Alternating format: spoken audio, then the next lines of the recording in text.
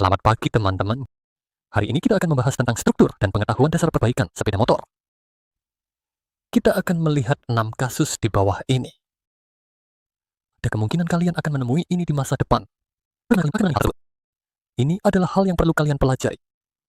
Mari kita lihat. Seorang pemilik motor di Hasinchu membeli sepeda motor bekas tahun lalu. Ia berjanji untuk memberikan garansi selama 3 bulan. Namun, sepeda motor tersebut terus mengalami masalah. Mari kita lihat apa yang terjadi dalam berita ini. Ini benar-benar sangat saat mekanik sedang memperbaiki dan tiba-tiba meledak disertai dengan cahaya api. Bagian-bagian langsung terlempar ke atas, bahkan mengenai jalan di sampingnya. Tangan mekanik juga terluka dan berdarah. Gambar ini sangat menakutkan. Namun bagi pemilik motor, yang lebih tidak mengerti adalah mengapa memperbaiki motor bisa sampai terjadi ledakan. Saya sudah membeli motor ini dalam waktu kurang dari 5 bulan. Dan motor ini terus bermasalah. Saya benar-benar sial mendapatkan motor ini. Pemilik mengeluh bahwa pada bulan Desember lalu, ia membeli sepeda motor bekas tahun 2006 seharga 30.000. Toko tersebut menjanjikan garansi 3 bulan secara lisan. Namun motor sering mengalami kerusakan. Dan kali ini bahkan terjadi ledakan saat diperbaiki. Hal ini membuatnya meragukan kemampuan mekanik. Ia mengatakan bahwa biaya perbaikan seharusnya dibagi rata. Tetapi mengapa saya harus membayar setengahnya? Jika Anda merusak barang lain, mengapa saya harus menanggungnya? Kami sangat berhak meragukan bahwa kendaraannya mungkin telah diperbaiki di tempat lain. Melakukan modifikasi lain. Namun, tidak ada bukti. Di antara itu, motor tersebut juga mengalami kecelakaan. Nilai bagian yang diganti juga telah melebihi lebih dari 10.000. Dan selama proses perbaikan, meragukan pemilik motor telah memodifikasi motor sehingga terjadilah ledakan. Kami juga bersedia membantu melakukan perbaikan tanpa biaya, hanya berharap agar Tuan Luo dan temannya tidak kembali lagi. Awalnya berharap pemilik membayar setengah dari biaya perbaikan sekitar 4.000 dan kompensasi untuk tokoh yang meledak. Namun pemilik tidak menerima. Sekarang toko tidak meminta apa-apa, hanya berharap setelah perbaikan gratis ini, pihak lain tidak kembali lagi. Karena kami bukan pihak yang terlibat. Kami tidak memahami keseluruhan kasus ini. Dan juga tidak melihat barangnya. Ketika membeli motor di masa depan, kalian perlu memperhatikan apa saja. Baik. Selanjutnya, ini juga sebuah kasus. Judulnya apa di sini? Perbaikan sepeda motor mencapai 68.000. Dengan 27.000 Anda bisa membeli motor baru. Benar bukan? Yang tidak Anda lakukan. Mari kita lihat. Dengan uang itu bisa membeli motor baru dengan tipe yang sama. Namun setelah itu pemilik kendaraan lain menentukan 17.000. Kemudian muncul estimasi biaya sebesar 68.000.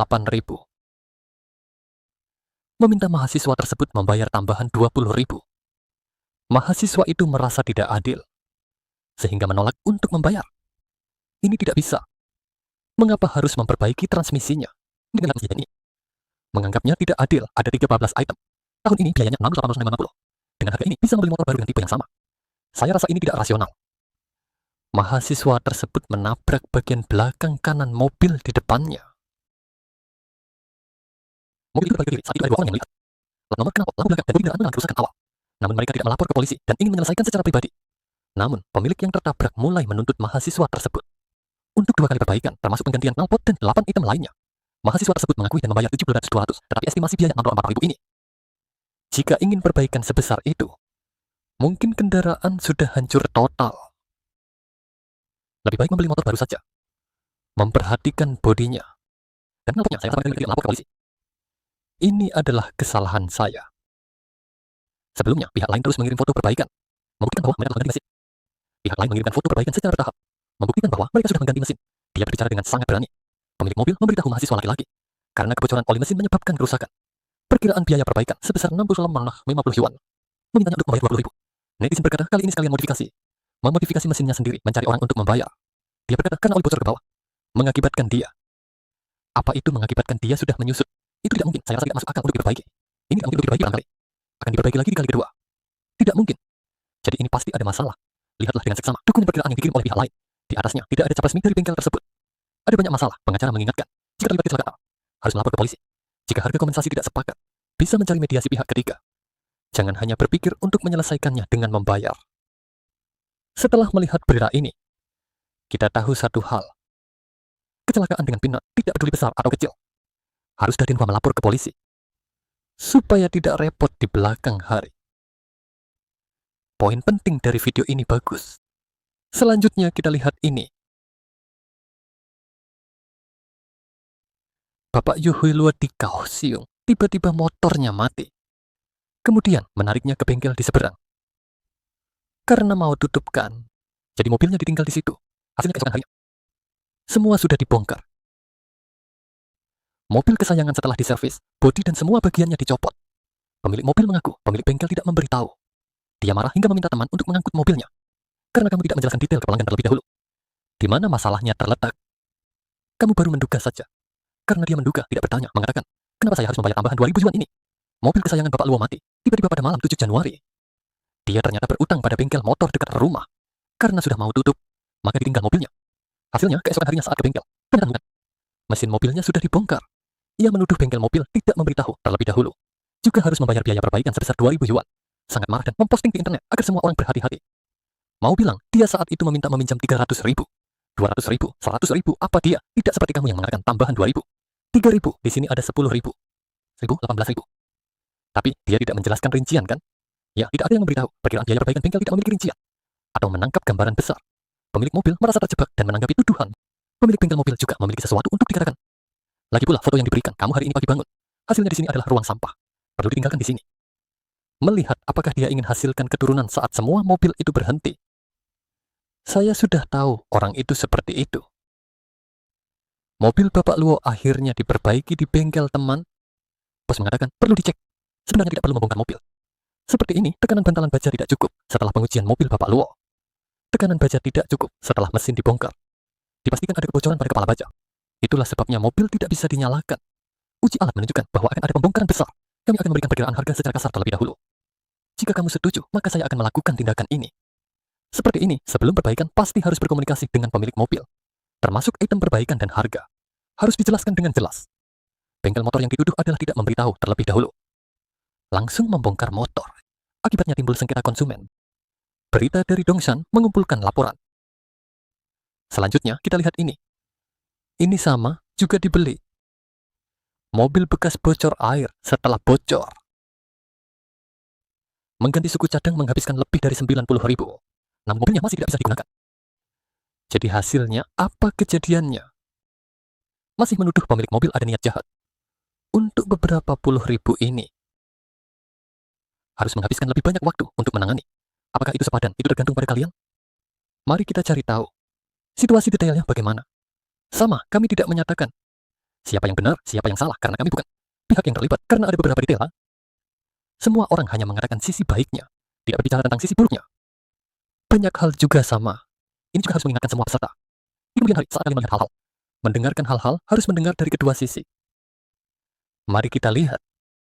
Yang terakhir, cukup sampai di sini. Sang ksatria kali ini menggigil. Knalpotnya mengeluarkan asap putih banyak, kadang mobil bisa menyala. Terkadang tidak bisa dan mengalami kerusakan lagi. Pemilik mobil sudah tidak sabar, karena ini sudah kali N-nya yang mengirim untuk diperbaiki. Di bengkel yang sama, perbaikan berulang. Dia menuduh mobilnya masih bermasalah. Saya dari akhir Februari sampai sekarang, sekitar pertengahan Mei. Bolak-balik sudah entah berapa kali, karena begitu banyak kejadian sebelumnya. Saya sama sekali tidak percaya padanya lagi. Motor bekas CBR 250 ini diklaim sebagai pembawa bencana. Lebih dari 2 tahun yang lalu, Tuan Rao membeli dengan lebih dari 300.000 yuan. Sudah 6 tahun mobil itu, katanya. Pada bulan Februari tahun ini, radiator bocor. Bahkan menurut asal tanpa pengemudi. Diperbaiki di bengkel yang direkomendasikan. Tak disangka, itu justru awal mimpi buruk. Sudah diperbaiki 5 atau 6 kali. Termasuk mengganti komponen mesin dan memodifikasi komputer menghabiskan lebih dari 90.000 yuan. Namun masih belum diperbaiki. Dia meminta biaya perbaikan dari pemilik. Ditambah dengan nilai sisa 100.000 yuan. Totalnya 200.000, namun ditolak. Dia bilang kepada saya, kamu pergi periksa ke dokter. Penyakit tidak sembuh. Apakah kamu akan meminta ganti rugi dari dokter? Ketika saya mendengar kalimat ini, saya sangat bingung. Saya ingin mengatakan masalah sikap saya. Hari ini, apapun suasana hati saya selalu menekankan padanya. Saya akan datang untuk mengambil mobilmu. Saya akan menangani semuanya dengan baik. Meskipun dalam hal ini, kamu datang untuk memeras saya. Karena di mata saya, ini adalah pemerasan. Kamu ingin saya membeli seluruh mobilmu, dan masih berbasis pada harga pasar normal. Saya anggap itu tidak adil, karena bagaimanapun ini adalah mobil bekas. Pemilik berusaha keras membantah dan menjelaskan. Setiap kali Tuan Rao melaporkan, masalah mobil selalu dibawa kembali untuk dibongkar dan diperiksa. Pemilik telah menjalankan bengkel mobil di Kaohsiung selama 5 atau 6 tahun. Juga membentuk tim untuk pelatihan. Dalam kompetisi, sangat percaya diri dalam hal keahlian sepeda motor besar. Kedua belah pihak sekali lagi negosiasi buntu. Selanjutnya mungkin harus berurusan di pengadilan, membiarkan pihak ketiga yang adil menilai benar atau salah. Baiklah, akhirnya mari kita lihat. Ini lebih menarik. Membeli sepeda motor jenis langka. Dan hasilnya tertimpa pohon. Biaya perbaikan mencapai 120.000, sementara ganti rugi negara hanya 10.000. Sebenarnya mengapa dia mengawasi sampai selesai? Ini juga menyangkut masa depan kalian. Jika suatu saat mobilnya bermasalah, cara klaim asuransi. Banyak komentar di bawahnya. Kalian juga bisa melihatnya. Baiklah, mari kita tonton video ini. Hujan deras mengguyur. Sepeda motor yang diparkir di garis merah ditimpa. Rangka bengkok sepeda motor mengalami kerusakan parah. Lantai basah penuh serpihan batu. Daun jatuh, bahkan kabel listrik juga hancur. Memengaruhi lalu lintas. Pemilik mobil bekerja di dekat situ, memarkir sepeda motor di tepi jalan. Setelah kerja melihat keadaan ini, mobilnya hancur berantakan. Menjadi besi tua, sangat menyedihkannya. Kendaraan sepeda motor adalah edisi terbatas impor dari Prancis. Pemilik menyatakan kurang dari 100 unit di seluruh Taiwan. Sangat berharga dan langka. Namun pengajuan ganti rugi negara hanya 10.000. Lokasi kecelakaan tepatnya di dekat Zhonghua Road di area pegunungan Hasinchu. Meskipun karena hujan, pekerjaan jalan di tepi jalan dihentikan. Namun pemilik dengan marah mengecam pohon besar ini tidak stabil, sehingga jatuh dan menimpa sepeda motor. Setelah taksiran di bengkel, biaya perbaikan total mencapai hampir 120.000. Sudah lebih dari sebulan sejak kecelakaan itu. Tes kendaraan bekas setidaknya sudah 90.000. Namun asuransi lokasi hanya membayar 1 bagian dari 10. Kendaraan ini sangat langka di Taiwan. Ini adalah jenis mobil langka. Oleh karena itu, membeli jenis mobil ini, perbaikan di masa depan akan sangat tidak nyaman. Dan sangat mahal untuk mobil ini. Karena itu adalah impor. Jadi semua bagiannya harus diimpor dari luar negeri. Jika impor dari luar negeri, ada banyak biaya cukai dan biaya pengiriman. Terkait semua itu, ketika sampai di Taiwan, tentu saja biaya perbaikan akan mahal. Pemilik mobil merasa dirinya tidak bersalah. Sungguh, sebuah mobil edisi terbatas A. Biasanya dirawat dan dipoles secara berkala. Belum pernah mengalami kecelakaan. Kini menghadapi musibah tak terduga. Harus mengeluarkan biaya perbaikan sendiri. Saat kejadian, penyedia melakukan prosedur material asli. Namun karena hujan deras dan angin kencang di malam hari menyebabkan pohon tumbang, perusahaan asuransi awalnya memperkirakan jumlah ganti rugi sekitar 10.000 lebih. Penyebab utamanya adalah sepeda motor ini sudah berumur 7 tahun. Namun pemilik kendaraan beranggapan harga awal sepeda motor lebih dari 120.000. Namun biaya perbaikan mencapai lebih dari 120.000. Oleh karena itu, dia meminta ganti rugi untuk harga sebuah kendaraan baru. Saat ini perusahaan asuransi dan pemilik kendaraan masih bernegosiasi. Kedua pihak belum mencapai kesepakatan. Periksa sepeda motor sebelum pergi. Kenakan pelindung untuk menjaga keselamatan. Periksa helm, periksa perlindungan angin. Periksa semua fungsi motor sudah oke. Bahu rileks, telapak kaki datar. Lutut dibengkokkan secara alami. Mengendarai sepeda motor sangat mudah. Ingat berhenti di lampu merah, putar di area berhenti. Ikuti 2 tahap belok kiri. Patuhi peraturan lalu lintas, berjalan bagi pejalan kaki, jangan melanggar kecepatan, jangan mengemudi sambil mabuk. Mobil yang bahagia berkendara dengan aman. Hmm, hmm, hmm. Hmm.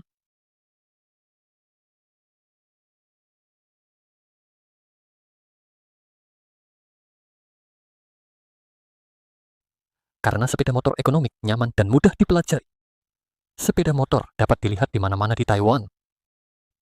Namun, karena mudahnya berkendara, pengendara sering mengabaikan cara berkendara yang benar dan meningkatkan risiko. Sepeda motor tidak seperti mobil yang memiliki bodi yang keras. Jadi, pengendara dan kendaraan mudah terpengaruh oleh lingkungan luar. Seperti angin kencang, hujan, atau kondisi jalan yang buruk. Semua itu dapat menurunkan stabilitas sepeda motor. Kemungkinan kecelakaan juga meningkat. Begitu terjadi kecelakaan, pengendara sering menghadapi konsekuensi serius akibat dampak langsung. Banyak kecelakaan sepeda motor terjadi karena pelanggaran oleh pengendara, seperti melanggar lampu merah, mengemudi melawan arah untuk menjaga jarak aman,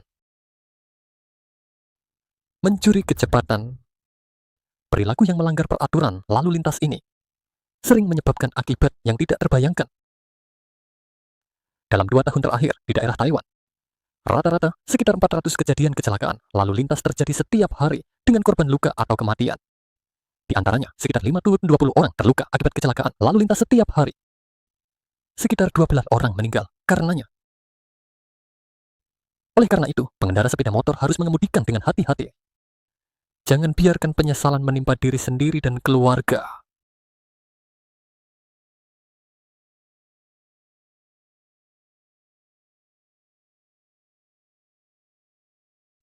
Setiap pengendara harus membiasakan diri untuk merawat sepeda motor dan memeriksa sebelum berkendara, agar dapat mendeteksi masalah lebih awal dan melakukan perbaikan lebih cepat untuk mencegah terjadinya kecelakaan. Berikut adalah item yang perlu diperiksa sepeda motor secara rutin. Periksa apakah jumlah bensin cukup. Periksa warna, viskositas, dan jumlah oli mesin serta oli gear apakah mencukupi. Periksa ban, perhatikan apakah tekanan ban normal. Kedalaman alur apakah cukup. Apakah ada retak, kerusakan, atau keausan yang tidak biasa pada permukaan. Periksa mesin, perhatikan suara saat mesin menyala. Apakah fungsi berjalan lambat dan akselerasi normal. Periksa rem. Perhatikan bahwa celah bebas pada tuas rem harus 1 hingga 2 cm. Apakah kabel rem ada yang terluka? Apakah pemanasan cukup? Apakah rem berfungsi dengan baik? Apakah minyak rem pada rem yang diperbaharui cukup? Periksa lampu, perhatian pada lampu utama, lampu sen, lampu rem, dan fungsi lampu sorot. Apakah semuanya cukup terang dan normal? Periksa aki, apakah aki longgar? Apakah terminal aki berkarat? Periksa apakah braket keamanan longgar? Apakah posisi tanda keamanan konsisten? Periksa fungsi klakson, apakah normal? Sebelum berkendara setiap hari, periksa 3 bagian yang langsung memengaruhi keamanan berkendara, yaitu rem, lampu, dan ban. Juga perhatikan apakah jumlah bensin cukup. Setidaknya cukup untuk 1 hari penggunaan. Setelah semua pemeriksaan selesai, barulah bisa berangkat.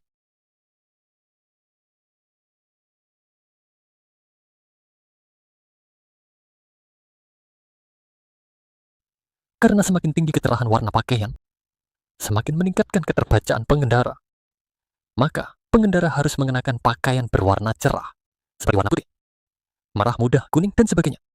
Terutama saat berkendara di malam hari, harus mengenakan pakaian yang memiliki desain reflektif. Ini sangat meningkatkan keamanan saat berkendara.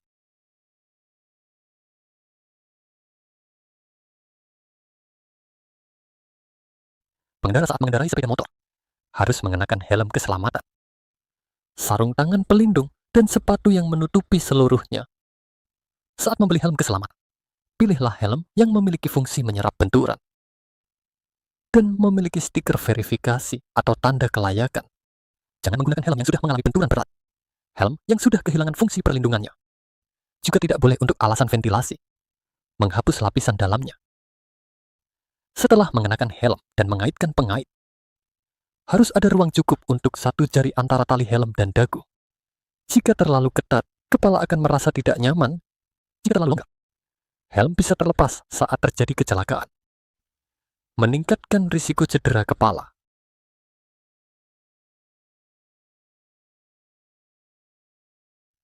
Pelindung dapat menghalangi angin kencang, debu, atau serangga, menghindari gangguan pada mata. Dengan cara ini, pengendara bisa fokus saat mengendarai sepeda motor. Pakai jari yang nyaman dan lengan tetap bergerak. Dan sarung tangan yang memiliki daya cengkeram bisa melindungi tangan. Menghindari keringat yang membuat tangan licin, sehingga tidak bisa mengendalikan gas dan rem dengan tepat. Tetapi jangan memasang penutup angin tetap di stang, agar tidak mengganggu kontrol kedua tangan terhadap kendaraan.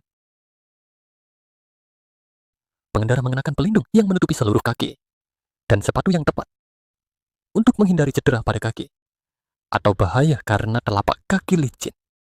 Pelindung yang lengkap adalah langkah dasar untuk menjaga keselamatan pengendara. Ketika mengendarai sepeda motor, kita harus mengenakan perlindungan yang lengkap.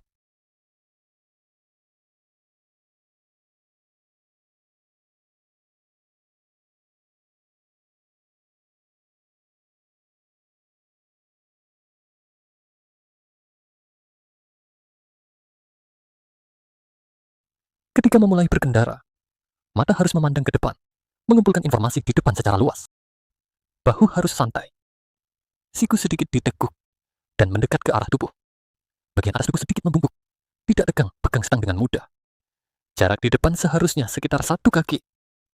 Agar mudah mengambil dan melepaskan tuas rem, paha harus sedikit menempel pada kursi. Siku harus ditekuk secara alami, dan menjaga jarak sekitar 10 cm dari kotak depan. Kaki datar di alas kaki.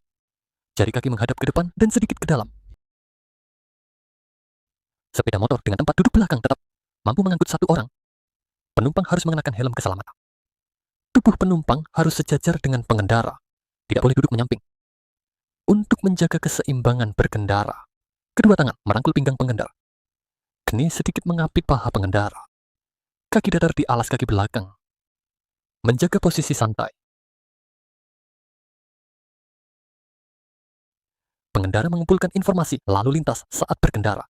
Setelah berpikir dan menilai, akhirnya waktu yang diperlukan untuk membuat keputusan dan bertindak disebut waktu reaksi. Jarak yang ditempuh kendaraan selama waktu ini disebut jarak kosong. Selanjutnya, dari saat kendaraan mulai melambat hingga berhenti sepenuhnya, jarak yang dilalui disebut jarak pengereman dan jarak berhenti rem, termasuk jarak kosong dan jarak pengereman. Oleh karena itu, menjaga jarak aman harus didasarkan pada jarak pengereman untuk menghindari menabrak kendaraan di depan. Seiring meningkatnya kecepatan berkendara, jarak kosong dan jarak pengereman semakin panjang. Oleh karena itu, saat mengendarai sepeda motor, pemahaman tentang menjaga jarak aman adalah merhati pada kondisi di depan dan gerakan kendaraan di depan. Menjaga jarak yang selalu bisa berhenti dari kendaraan di depan. Jika berkendara dalam cuaca buruk, maka perlu menjaga jarak yang lebih jauh dari kendaraan di depan.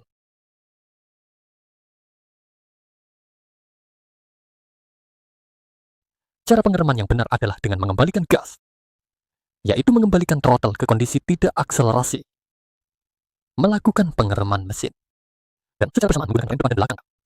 Meningkatkan kekuatan rem secara bertahap, hingga kendaraan berhenti.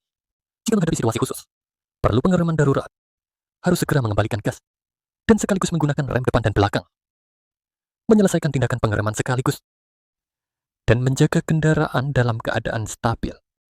Tidak boleh mengunci roda, untuk menghindari kendaraan meluncur dan kehilangan kendali. Jika terjadi selip, kurangi kekuatan pengereman, hingga roda kembali berputar, baru bisa mengendalikan kendaraan lagi. Cara pengereman juga harus disesuaikan dengan lingkungan luar, seperti jenis permukaan jalan. Kondisi cuaca akan mempengaruhi operasional serta efektivitas pengereman. Berkendara di tanjakan atau jalan licin, manfaatnya adalah fokus pada rem belakang. Rem depan sebagai tambahan, sementara di turunan atau jalan kering. Demikian pula rem depan sebagai fokus, rem belakang sebagai tambahan. Ketika mempercepat, perlahan-lahan putar stang, agar kecepatan bertambah dengan stabil. Jika ingin melambat, kendurkan gas untuk mengatur kecepatan. Gunakan rem jika perlu. Jangan sekali-kali mempercepat terlalu cepat. Juga tidak boleh melakukan perilaku kebut-kebutan. Melanggar ketentuan berkendara selalu menjadi salah satu penyebab utama kecelakaan lalu lintas. Oleh karena itu, tidak perlu. Sebaiknya tidak melakukan cauce. Jika ingin cauce, pastikan Anda memiliki kepastian. Nyalakan lampu arah terlebih dahulu untuk memberitahu kendaraan lain. Kemudian dari sisi kiri kendaraan depan, berusaha melakukan cauce dalam waktu sesingkat mungkin. Jangan sekali-sekali berdampingan dengan kendaraan lain. Di jalur yang sama terus-menerus. Atkah melalui jalur antara kiri dan kanan.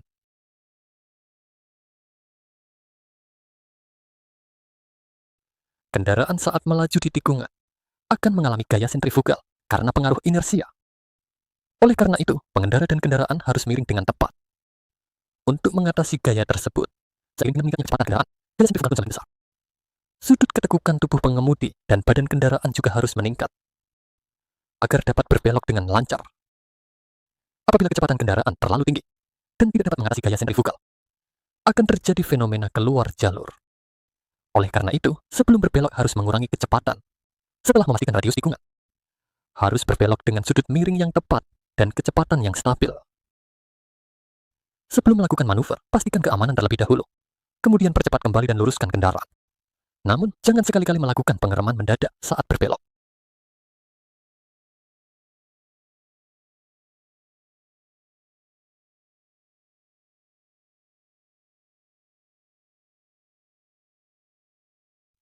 Saat berkendara di hari hujan karena koefisien gesekan jalan berkurang, kendaraan lebih mudah tergelincir dan jarak pengereman juga akan meningkat. Oleh karena itu, harus memperlambat laju kendaraan dan menjaga jarak yang cukup dengan kendaraan di depan. Saat berkendara di jalan berbatu atau permukaan yang tidak rata, harus memperlambat kecepatan. Tubuh harus rileks mengikuti gerakan kendaraan dan menekan diri untuk mengurangi kekuatan dampak, serta menjaga posisi kendaraan tetap stabil. Mata manusia saat menghadapi cahaya yang berbeda memerlukan waktu untuk beradaptasi dengan perubahan. Oleh karena itu, saat masuk dan keluar terowongan, harus memperlambat dan melaju perlahan. Nyalakan lampu depan agar mata dapat beradaptasi. Saat berpapasan, cahaya dari kendaraan yang berlawanan dapat menyebabkan silau. Oleh karena itu, tidak boleh menggunakan lampu jauh saat bertemu kendaraan. Ketika mata pengemudi terpapar silau, pandangan harus menghindari sumber cahaya dan harus memperlambat laju kendaraan. Penglihatan mata akan menurun karena kecepatan berkendara yang meningkat. Dan jangkauan pandang juga akan menyempit. Oleh karena itu, pengemudi harus menghindari berkendara dengan kecepatan berlebihan. Untuk mencegah kecelakaan akibat kesalahan penilaian visual. Saat berkendara, pengemudi harus menggunakan kaca spion untuk memahami situasi di belakang. Oleh karena itu, sangat tidak disarankan untuk menghilangkan kaca spion. Dan ada juga titik buta dalam penglihatan Zhao. Jadi saat memulai, berbelok atau berpindah jalur, harus menengok untuk memastikan situasi di belakang. Dan juga harus menghindari memasuki area titik buta mobil, agar tidak terjadi bahaya. Saat kendaraan besar melaju dengan cepat, karena adanya tekanan udara, akan menarik objek di sekelilingnya. Oleh karena itu, sepeda motor harus menghindari mendekati kendaraan besar, dan tidak berusaha menyelip di antara kendaraannya. Saat mobil berbelok, jejak pergerakan roda depan dan belakang berbeda. Di dalam tikungan, akan ada jarak yang disebut dengan selisih roda dalam. Kendaraan dengan jarak sumbu roda yang lebih panjang juga memiliki selisih roda dalam yang lebih besar. Oleh karena itu, ketika menghadapi kendaraan besar yang berbelok, harus menjaga jarak dengan kendaraan tersebut, agar tidak terjepit di bawah roda, yang dapat menyebabkan kecelakaan. Saat mengendarai sepeda motor, pasti harus memahami potensi risiko yang ada di jalan. Misalnya, saat berlalu di dekat pedagang kaki lima, papan nama, benda rintangan besar atau mobil yang diparkir. Harus memperlambat dan menjaga jarak yang cukup, agar tidak terhalang oleh pandangan, dan bertabrakan dengan orang atau kendaraan yang tiba-tiba muncul. Atau menabrak pintu mobil yang tiba-tiba terbuka. Saat melewati jalan menanjak atau menikung, harus melaju pelan di sisi kanan, sambil tetap waspada. Saat mengendarai sepeda motor, harus terlebih dahulu mendapatkan SIM. Asalkan berusia minimal 18 tahun dalam kondisi sehat.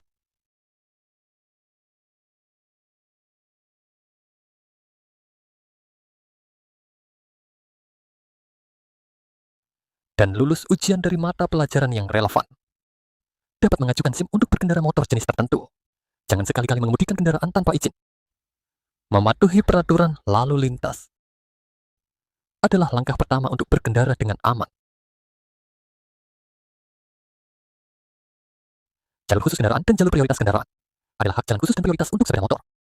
Saat berkendara di jalan dua arah, sepeda motor dapat melaju di jalur cepat dan jalur lambat yang paling luar. Sementara di jalan satu arah, dapat melaju di jalur lambat dan jalur cepat yang berdekatan dengan jalur lambat. Jika di jalan satu arah, mobil dapat bergerak di dua jalur luar. Sementara di jalan satu arah dapat bergerak di jalur paling kiri atau paling kanan. Menunggu sepeda motor adalah tempat berhenti untuk sepeda motor di persimpangan lampu merah. Saat berbelok kiri, sebaiknya gunakan cara belok dua tahap. Berkendara di jalur yang belum ditentukan. Pada garis pemisah jalur. Dan berbagi batas garis jalan. Berbagi jalan dengan batasan. Kecepatan mobil tidak boleh melebihi 30 km. Di jalur lambat tidak boleh melebihi 40 km. Di arah yang tidak ada pembagian jalur lambat, harus memperhatikan para pengendara sepeda dan pejalan kaki yang berbagi hak jalan. Terutama saat melewati mereka, harus lebih waspada. Menjaga jarak yang tepat dengan mereka. Dan mengurangi kecepatan. Untuk menghindari tabrakan dengan sepeda yang tiba-tiba berbelok. Saat melewati tanda, lalu lintas pejalan kaki di jalur pengendalian. Karena mengurangi kecepatan. Saat bertemu pejalan kaki, baik ada jalur pejalan kaki, harus berhenti terlebih dahulu agar pejalan kaki bisa lewat. Saat mendekati mulut gang harus memperlambat atau berhenti dan melihat agar tidak menabrak kendaraan yang kita tunggu dari jalur dalam. Sebaliknya, ketika kita mengemudi di gang, sebelum sampai ke persimpangan, harus memperlambat atau berhenti. Memastikan situasi dengan baik. Untuk menghindari bahaya. Saat mobil darurat berhenti, tidak boleh parkir sembarangan. Juga tidak boleh parkir di tempat parkir penyandang disabilitas serta di tikungan, di jalan sempit dan pintu keluar tempat umum dan area lainnya. Apalagi tidak boleh parkir di tempat yang dilarang atau larangan parkir sementara. Ketika kendaraan melaju, pengemudi tidak boleh menggunakan telepon seluler. Tidak menghabiskan waktu lama mengemudi dengan cara zigzag di jalan, atau hanya menggunakan roda belakang, atau mengemudi dengan cara lain yang berbahaya. Tidak boleh juga mencabut peredam suara atau menggunakan bisingan dengan cara lain. Jika tidak, akan mendapatkan hukuman yang sangat berat. Saat terjadi kecelakaan,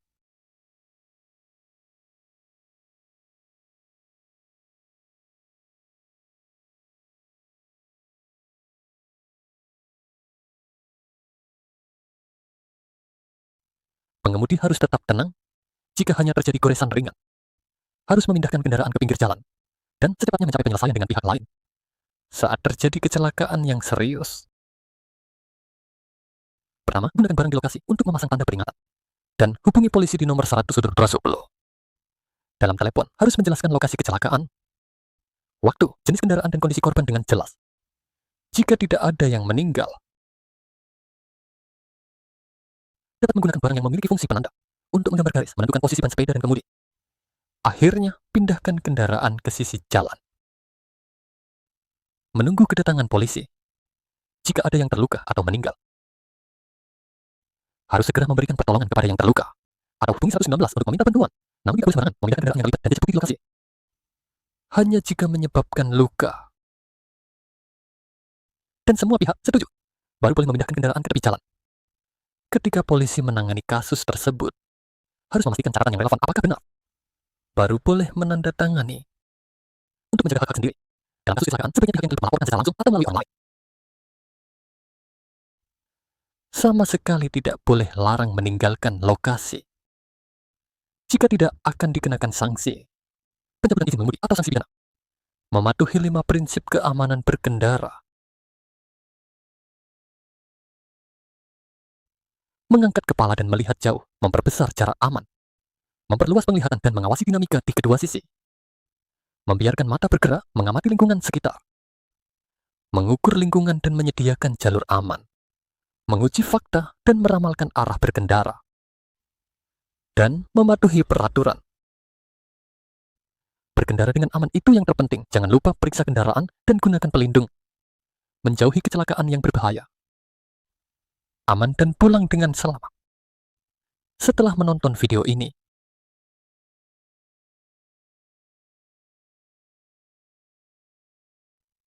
apa yang dibahas di dalamnya? 1. Item pemeriksaan keamanan.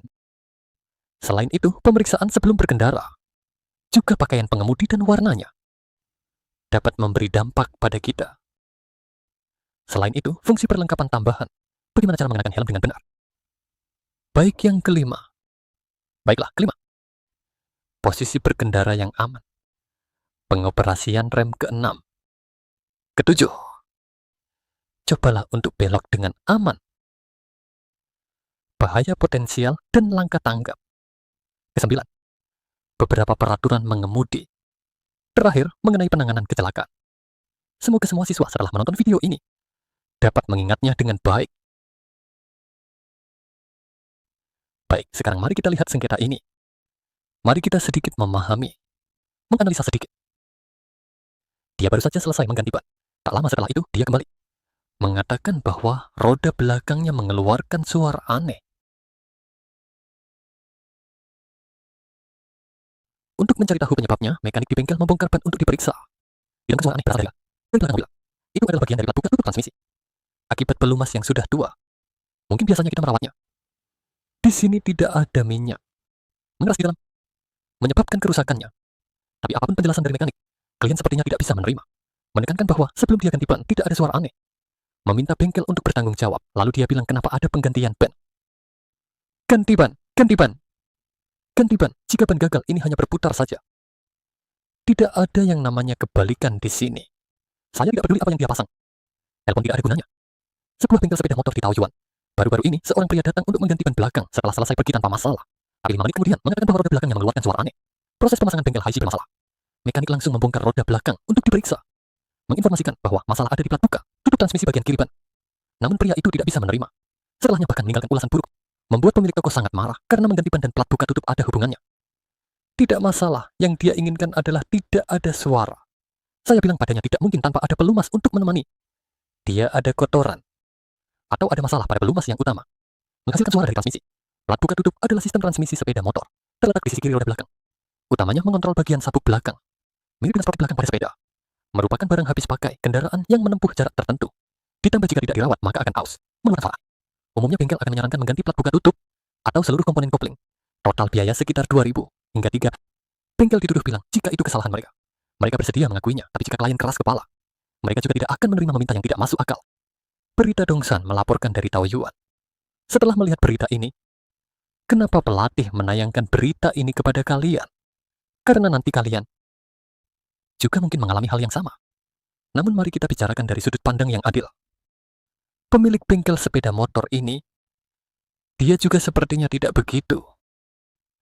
Pengalaman sedikit kurang, tidak perlu dikatakan harus ganti ban. Setelah pemilik mobil masuk, dia akan memeriksa terlebih dahulu. Dia akan memeriksa rem, memeriksa roda, semuanya diperiksa. Dan juga ban ini, dia akan menggoyangnya, mencoba menggoyang.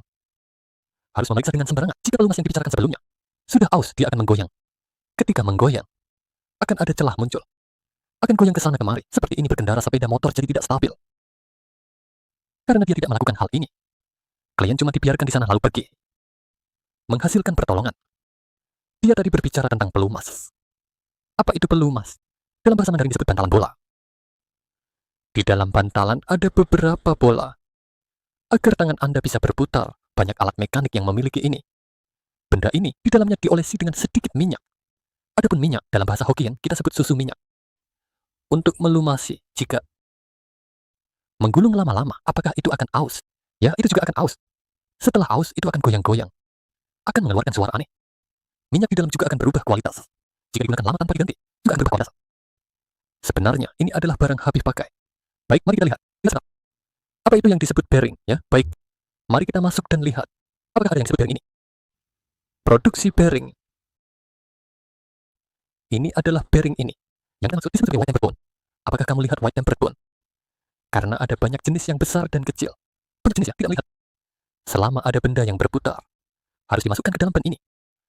Mesin sama saja, harus ada benda ini. Besarnya banyak jenis. Banyak jenis. Karena internet sangat mudah.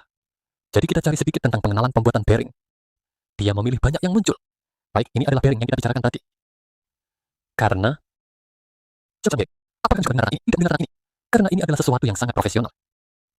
Nah, di bidang mesin kita, banyak jenis yang diterapkan. Setiap mesin pasti akan menggunakannya. Mari kita lihat lebih lanjut. Baik, selanjutnya adalah subjek kita. Di dalam ada pendahuluan, juga klasifikasi sepeda motor. Juga struktur dasar sepeda motor. Dasar operasi mobil dan juga sepeda motor, pemeriksaan dan pemeliharaan karantina. Jadi, pemeriksaan sepeda motor dan pemeliharaan sederhana. Itu sudah sangat rinci yang kita bicarakan di video tadi. Mari kita lihat sedikit baik. Baik, pendahuluan. Dia memberitahu kita bahwa sepeda motor di Taiwan kita, banyak orang menggunakannya. Karena mudah dan juga tidak mahal ya, satu unit.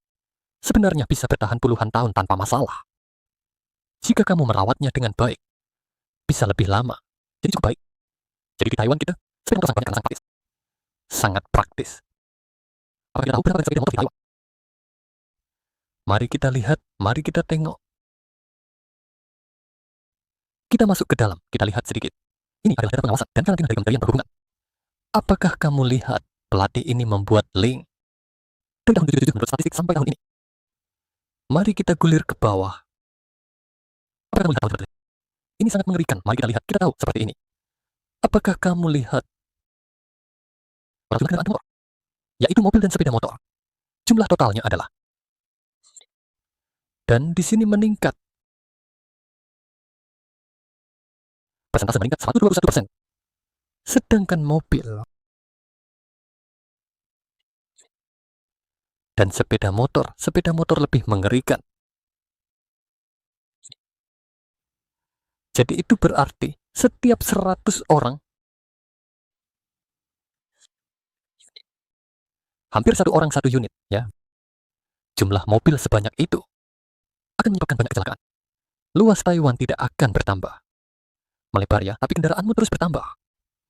Masalah parkir juga ada. Jika orang banyak berkendara dengan sepeda motor juga akan stres. Maka akan timbul banyak situasi. Mari kita lihat lebih lanjut.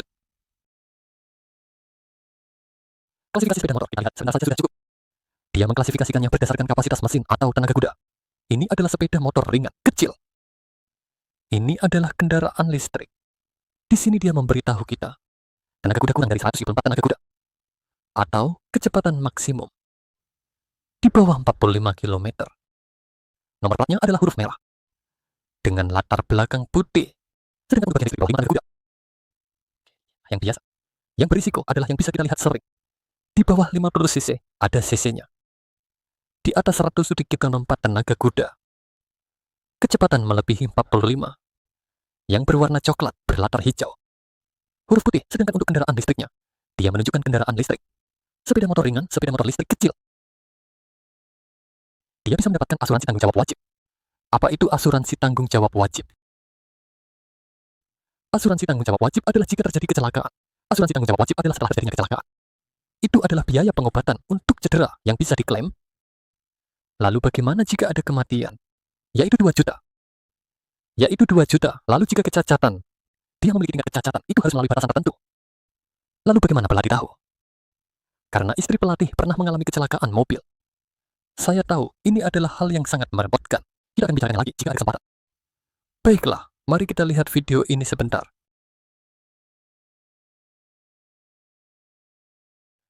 Sayang, mari kita ganti ke sepeda listrik. Tidak perlu mengajukan izin. Tidak, informasi kamu sudah ketinggalan zaman. Ketinggalan zaman benar. Sepeda listrik kini telah berganti nama menjadi sepeda motor listrik mikro. Selain harus mendaftar, juga harus memiliki asuransi tanggung jawab kendaraan bermotor yang wajib. Jika pemilik tidak memperpanjang asuransi setelah 6 bulan, maka izin mereka akan dicabut. Dan mana tahu semua ini? Saya adalah pengguna jalan yang baik. Sepeda motor listrik mikro juga harus memiliki asuransi tanggung jawab kendaraan bermotor. Keamanan berkendara menjadi lebih terjamin. Baik, ini adalah aturan baru tahun 111. Baiklah, mari kita lihat lebih lanjut. Sepeda motor biasa dan berat. Kita bisa melihatnya di jalan raya. Antara 50 cc hingga 250 cc. Plat nomor itu berwarna putih. Dengan tulisan hitam, bagaimana dengan kendaraan listrik? Ada tanda bahwa itu adalah kendaraan listrik. Sepeda motor besar memiliki knalpot yang lebih besar. Biasanya, plat nomor sepeda motor besar berwarna kuning. Sepeda motor besar dengan plat kuning. Dari 250 cc hingga di bawah 50 cc adalah motor berat. Motornya memiliki lebih dari 40 tenaga kuda. Sedangkan sepeda motor besar menggunakan plat merah. Plat merah biasa. Itu adalah motor yang lebih dari 50 cc. Memiliki tenaga di atas 54 tenaga kuda. Jika berdasarkan kategori bahan bakar, untuk yang menggunakan bensin ada 2 jenis. Satu jenis adalah yang sering kita lihat di jalan, jenis sport. Biasanya itu adalah sepeda motor manual. Dan ada satu jenis lagi. Sepeda motor skutik juga ada 2 jenis. Secara umum, pengendara sport bisa mengganti gigi. Baiklah, ini adalah sepeda motor skutik. Disebut juga skuter, kan? Skuter adalah kendaraan dengan transmisi variabel. Kamu tinggal gas saja jika perlu perlahan. Dia akan melambat. Tidak perlu mengganti gigi. Lebih praktis. Dan lebih banyak penggunanya. Saat ini, motor listrik juga ada 2 jenis. Satu jenis adalah yang dapat diisi ulang. Kamu harus mengendarai motor ke sana, menyambung ke soket untuk mengisi daya. Dan satu lagi adalah jenis pertukaran. Pertukaran seperti kaset. Jika tidak ada listrik, bisa dicabut untuk diisi. Baterai yang sudah diisi dapat dipasang kembali. Jadi lebih praktis. Lebih praktis. Di sini juga menunjukkan bahwa biaya pembangunan stasiun pengisian lebih murah. Dan baterai tetap sulit untuk dipindahkan, terjatuh, atau rusak. Keamanannya lebih tinggi saat ini. Saat ini, motor yang bisa diisi ulang. Waktu menunggunya lebih lama. Karena harus menunggu ya, waktu pengisian. tidak bisa langsung ganti dan pergi. Jadi ada kelebihan dan kekurangan. Mari kita lihat sejenak. Tidak, ini adalah stasiun pengisian. Motor harus diisi di sana. Sedangkan yang lain tidak perlu. Pertukaran baterai jauh lebih praktis. Lebih praktis. Sudahkah kamu lihat, ini adalah baterai yang sering kita lihat di banyak stasiun pengisian. Baiklah, kita juga akan melihat struktur dasar kendaraan, yaitu bensin mobil bakar. Baiklah, ini adalah penampilan. Mari kita lihat secara garis besar. Yaitu ini. Ini adalah gaya kemudi untuk mengatur arah. Itu adalah fungsi untuk mengontrol arah kendaraan. Lalu di mana gasnya? Gasnya ada di sebelah kanan kita. Di sini, bukan sebelah kanan. Bagian spion digunakan saat mulai jalan, belok, menyalip, pindah jalur, dan saat berkendara kita harus selalu memperhatikan kendaraan dari belakang. Untuk mengurangi kecelakaan lalu lintas. Spion belakang juga ada sudut buta. Harus berkoordinasi kita menoleh untuk memeriksa. Mari. Kondisi di belakang, di sini saya ingin mengingatkan semua. Ini tidak boleh dipasang. Ini harus ada. Bagian lampu depan yang baik. Ada lampu sumbu dan lampu depan. Lampu sumbu dan lampu depan. Nah, beberapa pengaturan memang tidak ada. Ada satu lampu besar, lampu besar. Lampu besar itu ada saklar untuk lampu jauh dan dekat. Di sini, lampu jauh adalah lampu biru itu. Jika dimatikan, itu adalah lampu statis. Kita lihat gambar ini. Di atas itu adalah lampu jauh. Di dalam lampu biru menyala. Pada malam hari, sudut proyeksi lebih tinggi. Sementara pada siang hari, itu juga dapat terlihat. Itu lebih terang. Lampu statis cenderung lebih rendah. Sudut itu lebih rendah. Dan kecerahan juga tidak begitu terang. Kita bisa melihat dari penampilannya. Selanjutnya adalah lampu tanda arah. Di sini memberitahu kita, oh, lihat dulu Anda belok kiri. Belok kanan harus di. Sebelum berbelok sejauh 30 meter, menyalakan lampu arah, tetapi menyalakan lampu arah bukan berarti Anda pasti akan belok. Anda harus memastikan apakah kendaraan di belakang menjaga jarak aman setelah Anda belok. Apakah akan mempengaruhi kendaraan yang datang dari belakang. Jadi, semua peserta harus mencatat, bukan hanya menyalakan lampu arah dan langsung belok. Juga harus memeriksa jarak aman, lampu belakang, dan lampu rem. Lampu belakang adalah saat Anda menyalakan lampu. Dia akan menyala. Sementara lampu rem adalah saat Anda menggunakan rem. Dia akan lebih terang sedikit. Baik, ini adalah lampu rem. Lampu belakang. Baik, ini adalah bohlam. Bohlam lampu depan. Bohlam lampu depan. Umumnya ada 2 bintang. 2 bintang. Karena lampu statis ada lampu. Nah, jika lampu statis, ada 2 filamen, 1 filamen tidak menyala. Jadi hanya 1 lampu yang menyala. Sehingga lebih redup. Lampu jauh lebih terang karena kedua filamen menyala. Baik, selanjutnya lampu rem. Lampu rem juga ada 2 filamen. Karena saat dinyalakan lampu kecil akan menyala setelah Anda menginjak rem. Ini dan 1 lampu lainnya juga menyala lebih terang. Akan lebih terang. Sementara lampu arah hanya ada 1 lampu. Bagian bohlam ini. Di sini Anda harus mengingatkan semua peserta. Jika bohlam rusak, kita juga bisa menggantinya sendiri. Namun, sebelum mengganti bohlam, Anda harus mencopot bohlam yang rusak. Lalu membawanya ke toko untuk membeli. Perbandingan, jangan sembarangan beli. Jika sembarangan beli, Anda akan bolak-balik. Mengerti? Melakukan segala sesuatu, sama saja. Jika sesuatu yang rusak harus diganti, Anda hanya perlu mencopot komponen lama, mengambilnya ke toko untuk dibandingkan, baru membeli untuk digunakan di rumah. Ini juga harus diingat oleh semua peserta. Ini bisa diganti sendiri. Baik, ini adalah bagian tutup tangki bahan bakar. Sebagian besar hampir sama. Haha, kita hanya perlu melihat sedikit saja. Itu adalah bagian lubang kunci. Hanya perlu membuka kunci. Baik, desain sepeda motor ini juga ada kait helm. Di depan sini ada 2 kait dan jenis kendaraan. Desain yang berbeda akan bervariasi. Selanjutnya, alat-alat sepeda motor. Sepeda motor biasa hanya memiliki alat bawaan hanya 2 ini. Ini disebut soket. Harus mempergunakan benda apa? Untuk membongkar busi, yaitu pengapian. Busi itu, dan ini adalah alat ini, yaitu obeng datar. Juga ada obeng silang. Hanya 2 alat ini. Baik, ini adalah pemeriksaan busi. Sedikit paham sudah cukup. Kenapa? Karena kita tidak perlu membongkar. Benda ini diserahkan ke bengkel untuk membongkar. Jika bisa membongkar sampai melihat busi, harus membongkar bagian luar. Nah, jika kamu membongkar bagian luar, kamu tidak akan bisa membongkar nanti. Kamu tidak bisa memasangnya kembali. Jadi kita cukup tahu saja. Saya tidak menyarankan kalian, para siswa, untuk menebak apakah ini baik atau tidak. Baiklah, jadi selanjutnya kita lihat. Ini adalah berita, dia bilang. Aki, sabuk, busi. 3 komponen yang sering merugikan. Mari kita lihat apa yang dia katakan. Apa manfaatnya bagi kita? Apa saja yang paling sering dirugikan? Yaitu busi di dalam motor. Terkadang hanya karena hujan. Basah. Sebenarnya masih bisa digunakan. Atau aki sebenarnya masih bisa diisi ulang. Atau sabuk ini hanya sedikit retak. Dan juga ban, jika tertusuk sebenarnya masih bisa diperbaiki, tapi umumnya pelanggan. Karena tidak bisa membedakan baik dan buruk. Banyak montir mobil akan bilang berdasarkan pengalaman mereka. Ini rusak, tidak bisa digunakan. Harus diganti yang baru. Seringkali mereka dipatok biaya tinggi. Tapi masyarakat sebenarnya punya cara untuk melindungi diri. Ini adalah multitester kami. Ini masih rendah daya. Jadi, daya seperti ini setelah diisi tetap tidak berfungsi. Kami akan menyarankan penggantian. Selain itu, risiko ditipu juga ada pada ini, yaitu kualitas bahan. Karena antara yang asli dan palsu, masyarakat juga tidak selalu bisa membedakan. Misalnya, aki asli harganya 1.000 yuan, tapi aki palsu hanya 600 yuan. Selisih harganya hampir 2 kali lipat. Aki asli adalah produksi pabrik resmi. Umumnya memiliki umur yang lebih panjang. Dan lebih baik digunakan aki palsu dibuat oleh perorangan. Oleh karena itu, seperti sabuk aki, atau ban sering dibandingkan oleh pelanggan sekarang, banyak dealer juga meluncurkan harga standar. Selama itu adalah toko yang terakreditasi oleh perusahaan, harus memberikan harga sesuai yang tertera, dengan alat profesional dan daftar harga yang ditentukan, juga memberikan perlindungan lebih bagi konsumen, terhindar dari penipuan. Ini adalah posisi aki. Posisi bisa berbeda. Ada yang berada di dekat pijakan.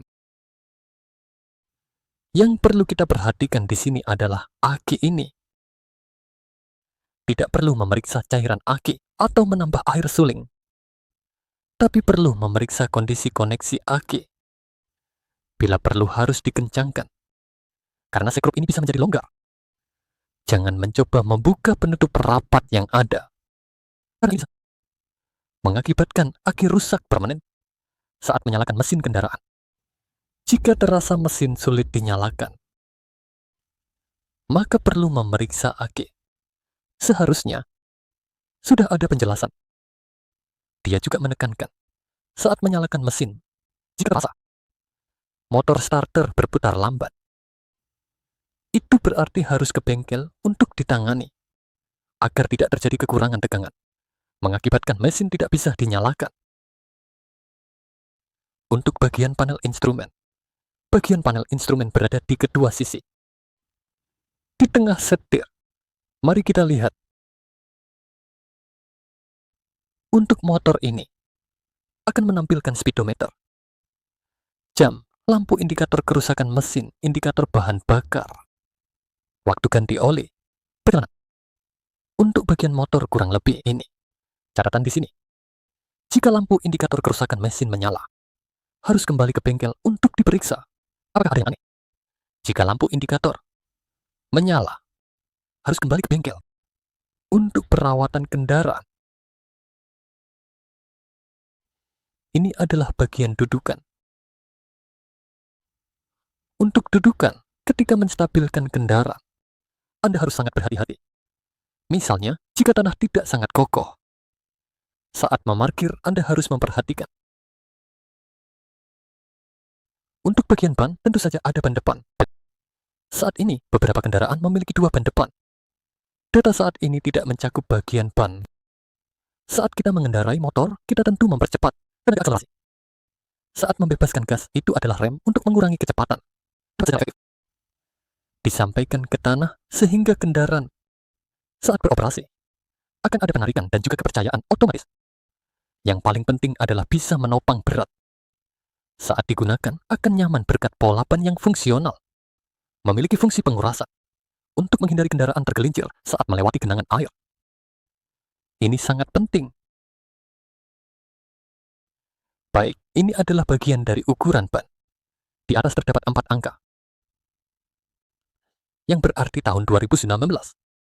Ban yang diproduksi pada minggu ke-15. Ini juga harus diperhatikan sedikit.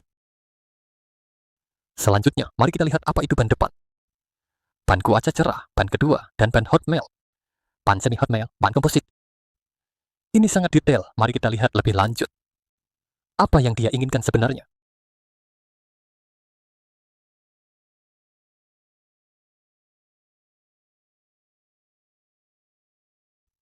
Wow, sepertinya ban belakangnya bocor. Segera bawa ke bengkel motor. Tunjukkan kepada bos. Ayah, sepertinya ban saya bocor. Ya, saya akan memeriksanya untukmu.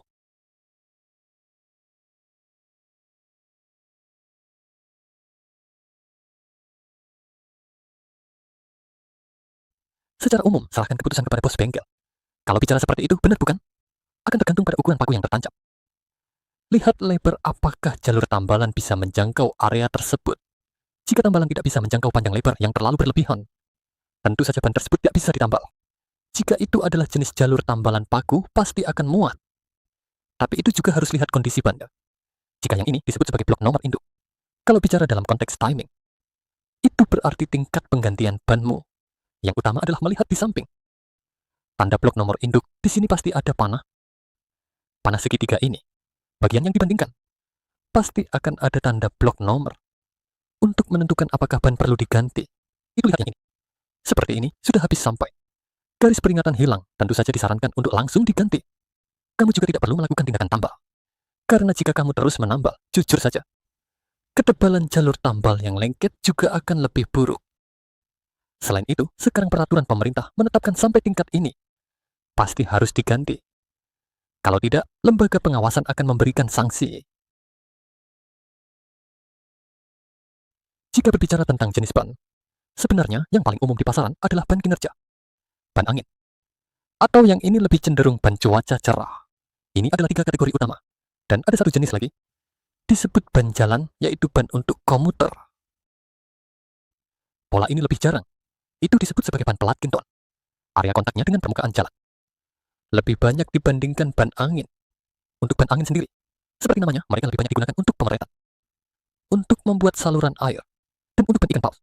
Itu dari antara keduanya. Dalam hal pola, jika dilihat dari pola, ban dan ban pasti bisa langsung dikenali. Perbedaan terletak pada jenis karet yang digunakan. Ban hot melt sendiri dari segi karet, suhu panasnya lebih cepat. Kekuatan lengket juga lebih banyak, tetapi sebaliknya, keausan pasti akan lebih cepat sedikit. Ada juga yang disebut seri semi-hot melt. Itu untuk memperbaiki masalah kecepatan, keausan dan panas yang terlalu cepat. Tetapi kecepatan panasnya lebih buruk sedikit. Selain itu, ada satu jenis dengan bahan ban komposit. Itu lebih tahan lama. Di sisi samping, lebih mirip karet ban hot melt, memungkinkan untuk mencari nomor tengah dengan sangat lambat. Tetapi sisi tersebut juga memiliki daya cengkeram tertentu. Cocok untuk berkendara lebih agresif. Atau saat berkendara di jalan berbukit. Dalam hal ini, mereka biasanya memilih ban hot dragon. Misalnya, jika bicara tentang kelompok komuter, tentu saja mereka menginginkan masa pakai ban lebih lama. Agar biaya lebih sedikit. Dalam kata lain, daya cengkeramnya sedikit lebih rendah. Tapi tahan ausnya akan jauh lebih baik. Jadi jika suka bepergian, naik gunung ke daerah pegunungan bagi pengendara seperti ini, disarankan untuk memakai seri lelong atau seri semi lelong. Agar memiliki cukup daya cengkeram, menghindari saat berbelok. Daya cengkeram ringan yang kurang, memengaruhi keselamatan berkendara. Pertama, di bagian atas ban ini. Di sini terdapat nama tempat produksi. Made in Taiwan, ini buatan Taiwan. Segera lihat ke bawah. Di sini terdapat arah pemasangan yang disebut. Itu adalah perbedaan arah putaran ban. Seperti ban ini adalah ban satu arah. Jadi, saat pemasangan, kamu harus mengarahkannya sesuai dengan arah putaran roda. Di sini akan ada 4 angka. Angka ini, saya yakin banyak orang yang penasaran. Ini disebut tanggal produksi ban. Di belakang tanggal ini, 2 angka 19 mewakili tahun. 2 angka di depan ini mewakili minggu produksi. Dengan kata lain, itu adalah minggu ke-19 tahun 2019. Ban yang diproduksi. Di sini terdapat kode 922. Ini mewakili merek ban ini. Apa modelnya? Di samping, ada yang disebut deretan angka ini. Ini disebut spesifikasi 130. Itu mewakili lebar tapak. Menggunakan mini untuk melakukan perhitungan. Nah, bagian 70. Itu mewakili ketebalan ban. 12 di sini mewakili ukuran ban. Ini disebut ban ukuran 12 inci. Di atas ban ada angka 51 dan L. Mereka masing-masing mewakili kemampuan beban. Atau bagian L. Itu mewakili. Artinya dapat menahan kecepatan maksimum. kecepatan maksimum 120 km/jam, yaitu jika kecepatanmu, artinya ini dapat menahan hingga 120 km/jam. Nah, di internet, tentu saja itu tidak disarankan. Di bawahnya ada 32 PSA.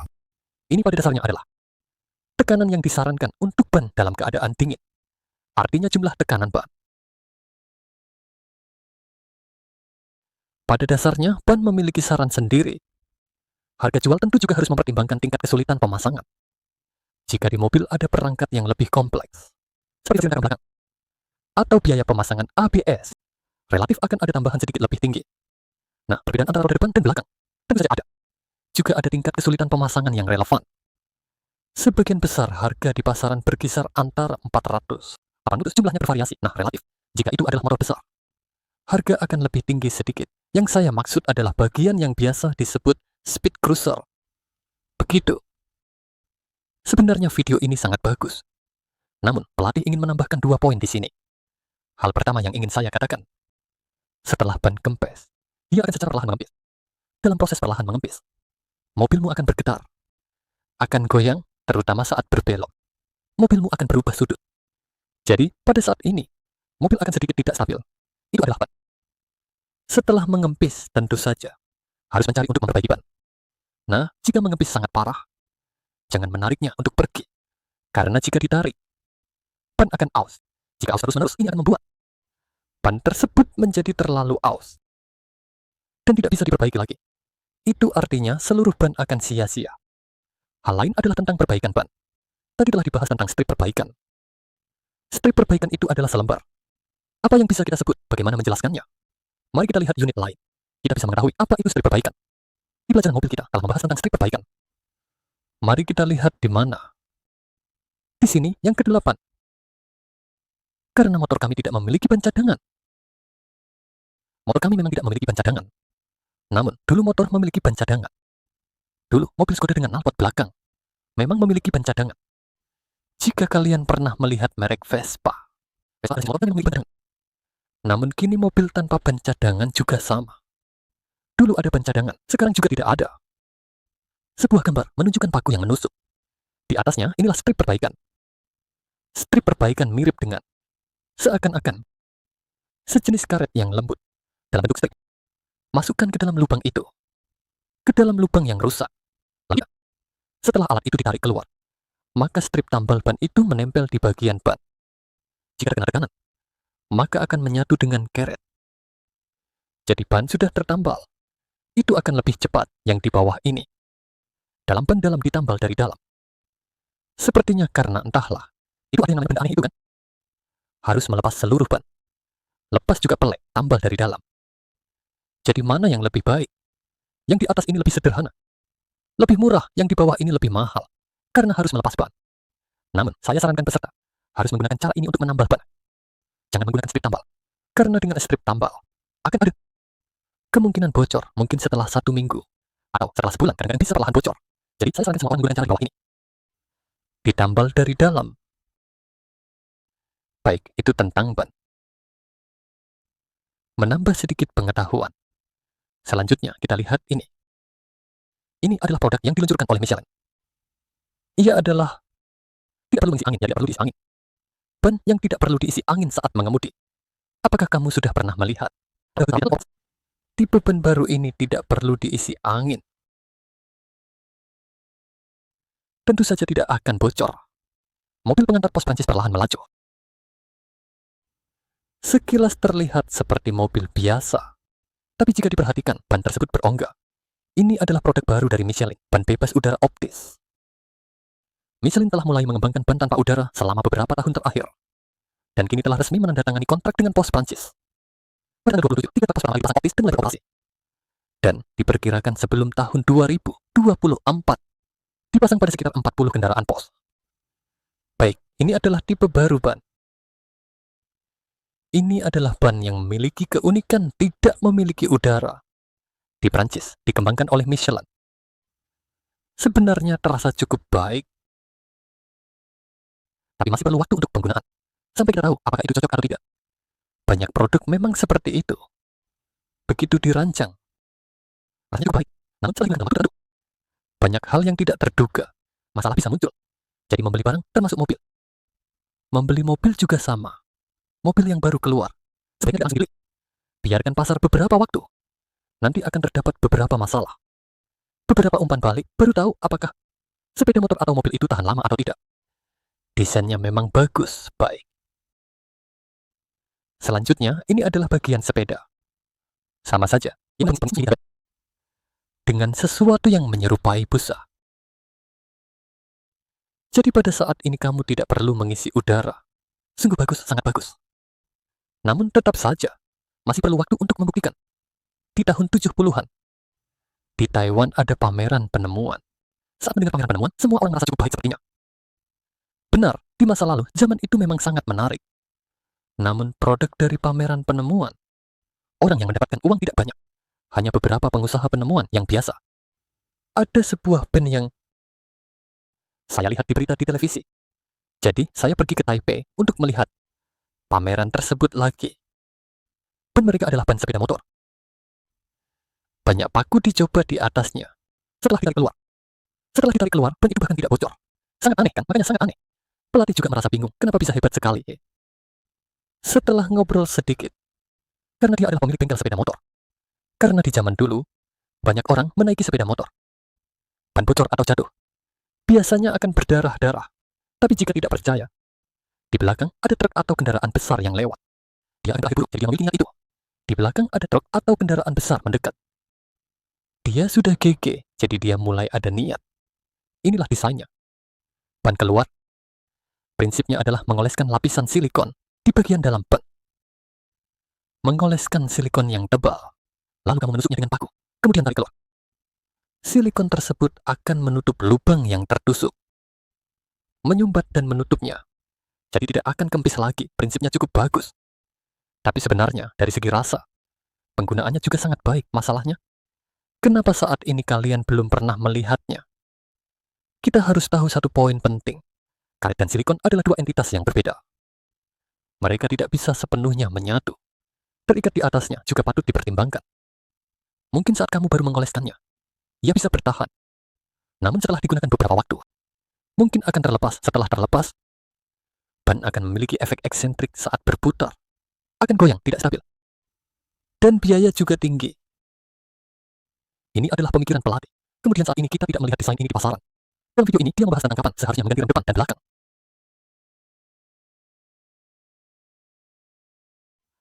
Mari kita lihat ini. Biasanya, berapa lama usia sebuah ban?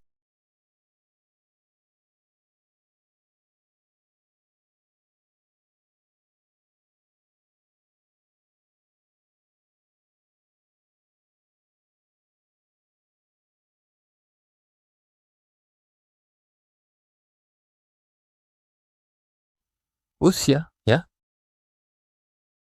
Apa benar? Jika dalam kondisi normal, 78.000 untuk ban depan dan belakang. Mana yang lebih cepat aus, ban belakang? Apa yang dihapus, satu sisi akan memiliki karet yang tergores. Ini tentang apa yang disemprotkan.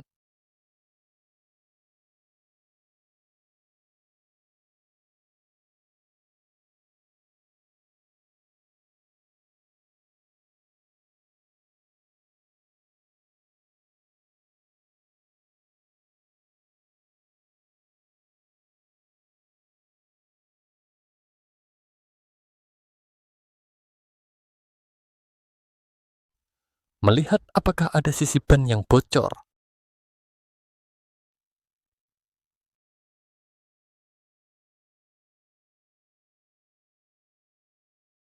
Hehehe, periksa sebentar. Sekarang kita harus mengganti itu, dan belakang sudah waktunya diganti.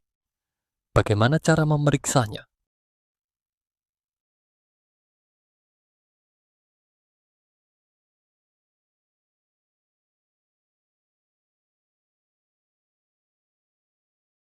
Kelihatannya perlu diganti, perhatikan jarak di sini.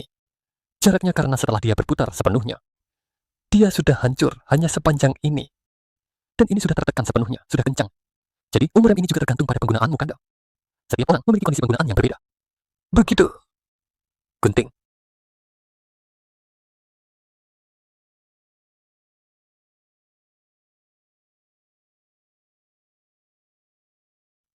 Kenapa harus berbalik? Lihatlah karatnya.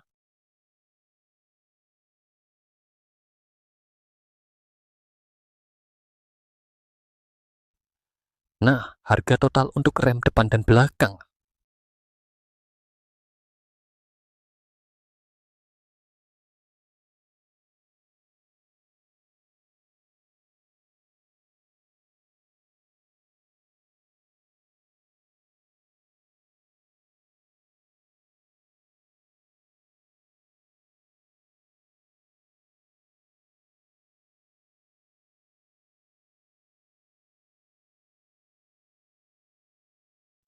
Total 2.000, baik. Terima kasih. Ketika membahas biaya, ada kemungkinan perbedaan. Baik, yang ingin kita tambahkan adalah, seperti yang dia katakan tadi, umur rem harus dipikirkan. Tentu saja, umur rem ini berapa lama untuk diganti tergantung pada frekuensi penggunaanmu. Saat kita mengendarai motor, ketika kita mengisi bahan bakar, ketika ada masalah di depan, lepas gas. Setelah dilepaskan, kecepatan akan menurun. Setelah menurun, kamu tidak perlu menggunakan rem. Jika kamu berkendara terlalu cepat dan terlalu dekat dengan mobil di depan, saat dia mengerem, dia berhenti. Kamu akan langsung mengerem. Jadi frekuensi penggunaannya akan tinggi. Dengan begitu, umur remmu akan lebih pendek. Sebenarnya ini cukup menarik. Mirip dengan hewan juga. Kita tahu, apakah kura-kura memiliki umur yang panjang, tapi dia bergerak perlahan. Bergerak perlahan, ya bergerak perlahan juga sama. Mengendarai motor atau mengemudi juga sama. Tidak hanya menginjak rem dan gas. Menginjak rem harus dalam batas. Lepaskan pedal gas, ini harus diingat oleh semua orang. Sekarang kita akan melihat. Ini adalah kendaraan dari Hualien Qingzhou. Ban mobil meledak dan kehilangan kontrol. Tahun lalu terjadi kecelakaan. Mari kita perhatikan. Apa ban lalu juga? Saya juga tidak mengerti. Saya masa depan.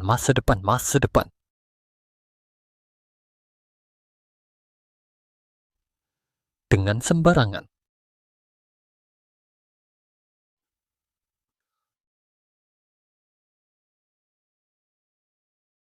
Apakah kalian memperhatikan?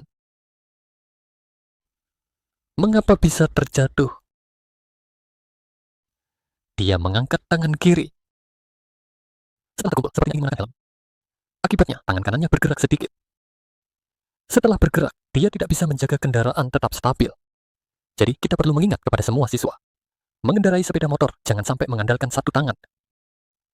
Jika hari ini kedua tangan, naik motor, jangan sekali-sekali ugal-ugalan. Jika dia hari ini dengan kedua tangan, masih tidak ada halnya awalnya melepaskan kedua tangan, namun tetap menjaga kendaraan kita. Tapi bagaimana jika satu tangan dilepaskan? Ditambah dengan ban yang meledak. Dia tidak bisa menjaga kendaraan tetap stabil.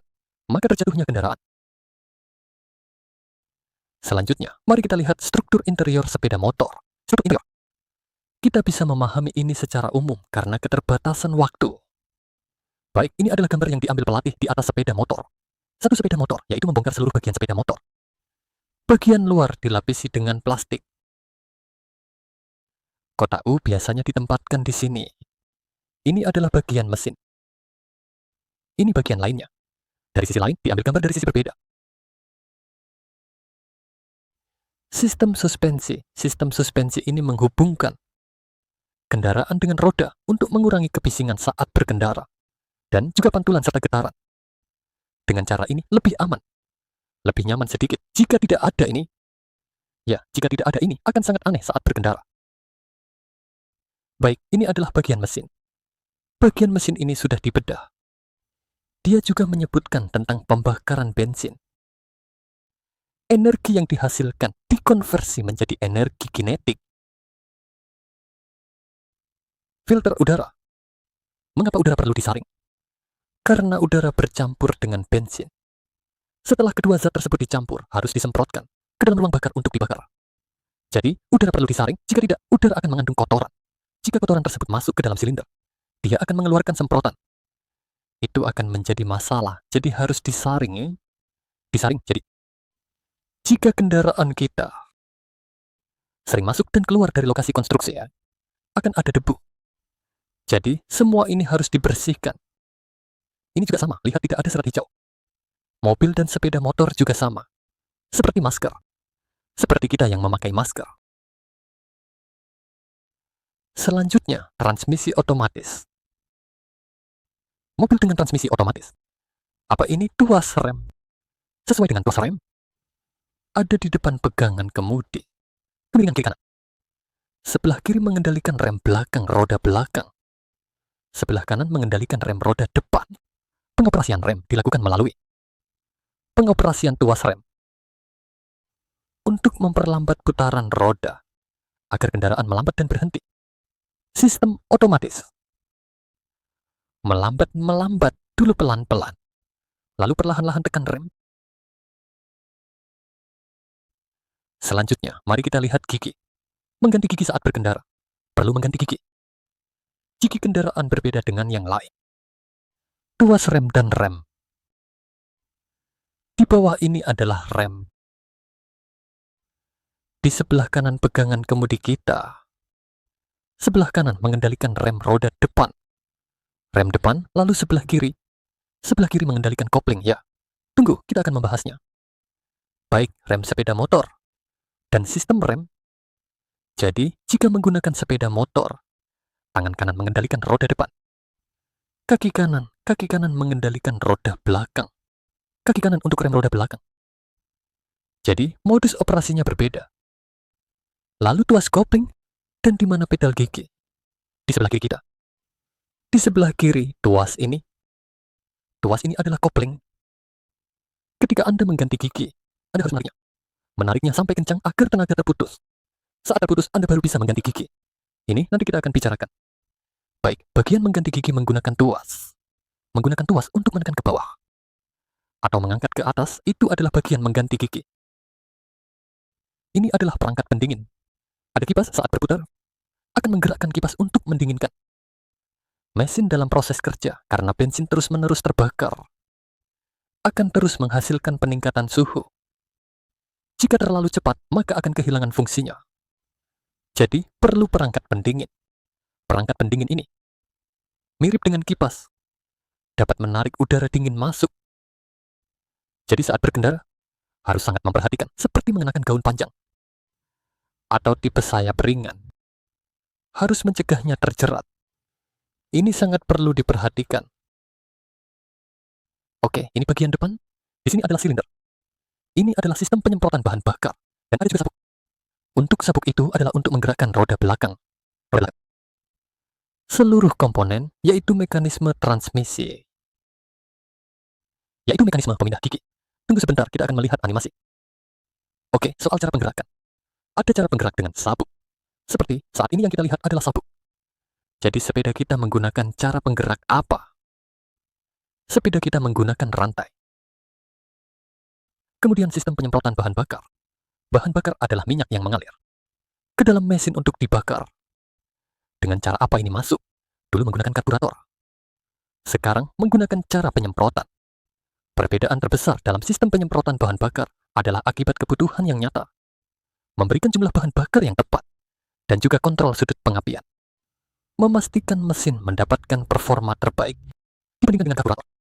Lebih ramah lingkungan dan mengurangi polusi. Selain itu, mengurangi konsumsi bahan bakar. Jadi saat ini sudah tidak ada lagi karburator.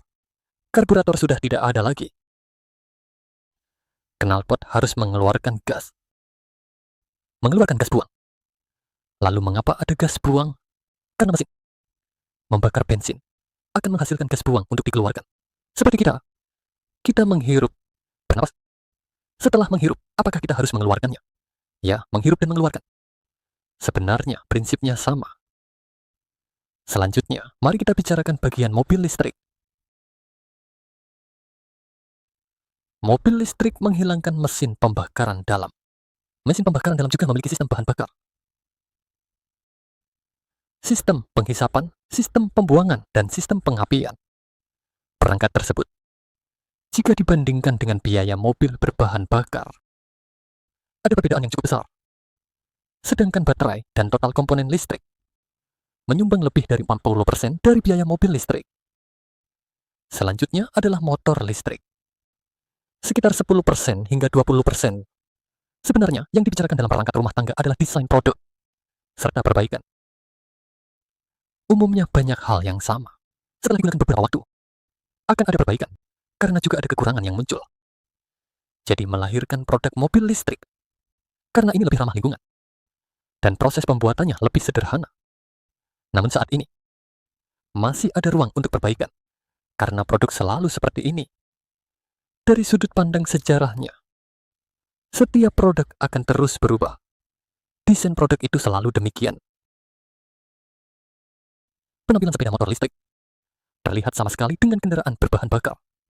Ini semua adalah perlengkapan yang diperlukan. Sedangkan untuk memasukkan ke dalam kotak adalah untuk memasang baterai. Struktur internal sepeda motor, karena merek yang berbeda, tipe yang berbeda, juga ada perbedaan di masa depan. Di sini menunjukkan baterai cadangan, pengontrol utama, motor, sistem pendingin. Ini adalah foto dari seluruh mobil listrik yang dibongkar. Ini adalah kualitas standar. Operasi dasar kendaraan. Sistem tenaga, mari kita lihat sistem tenaga. Pertama kita bahas sepeda. Sebenarnya kita letakkan sepeda motor dan sepeda berdampingan. Bandingkan. Apakah hanya untuk membuat dua roda berputar?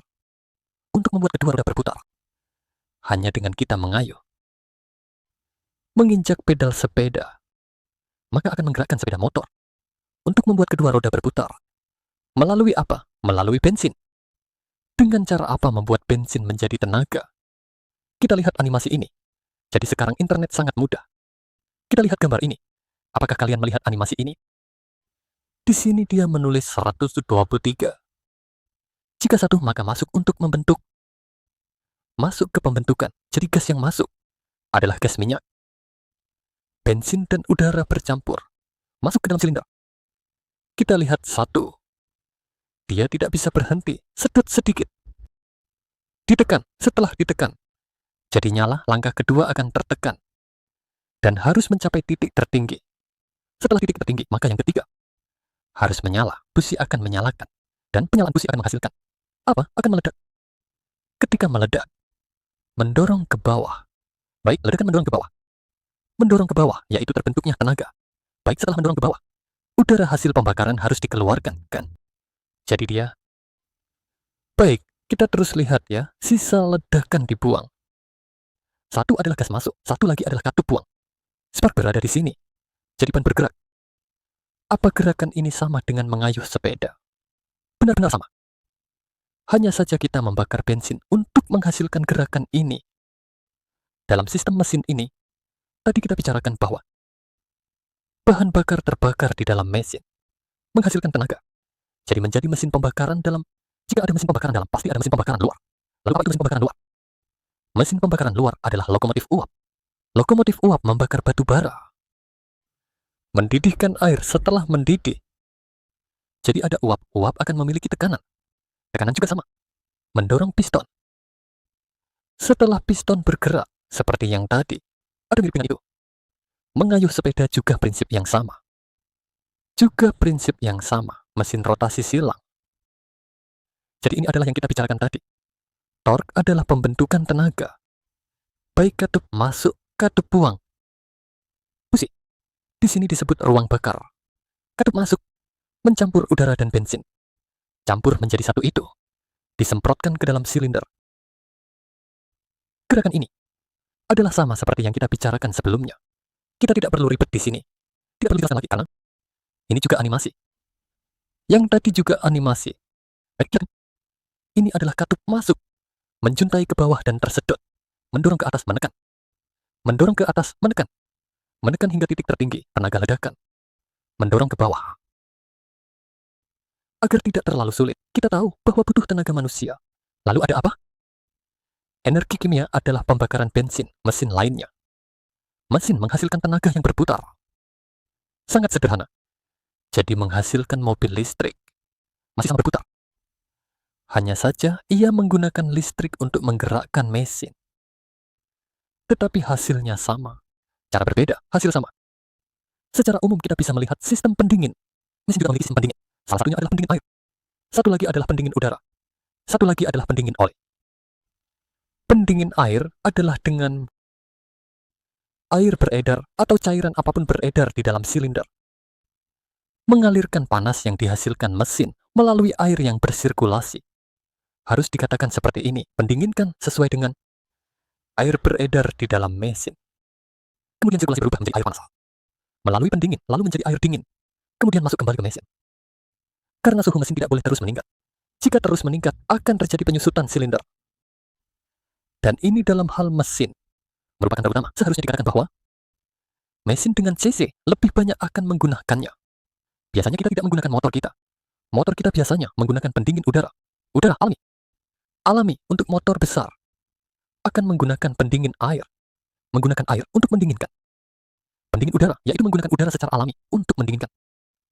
Di sini ada paksaan udara agar jumlah aliran udaranya lebih banyak, yaitu di sini. Kipas ini akan mengalirkan udara masuk. Kita baru saja membahas pakaian berkendara. Beberapa gadis mengenakan rok panjang dan lagi rok yang tipis.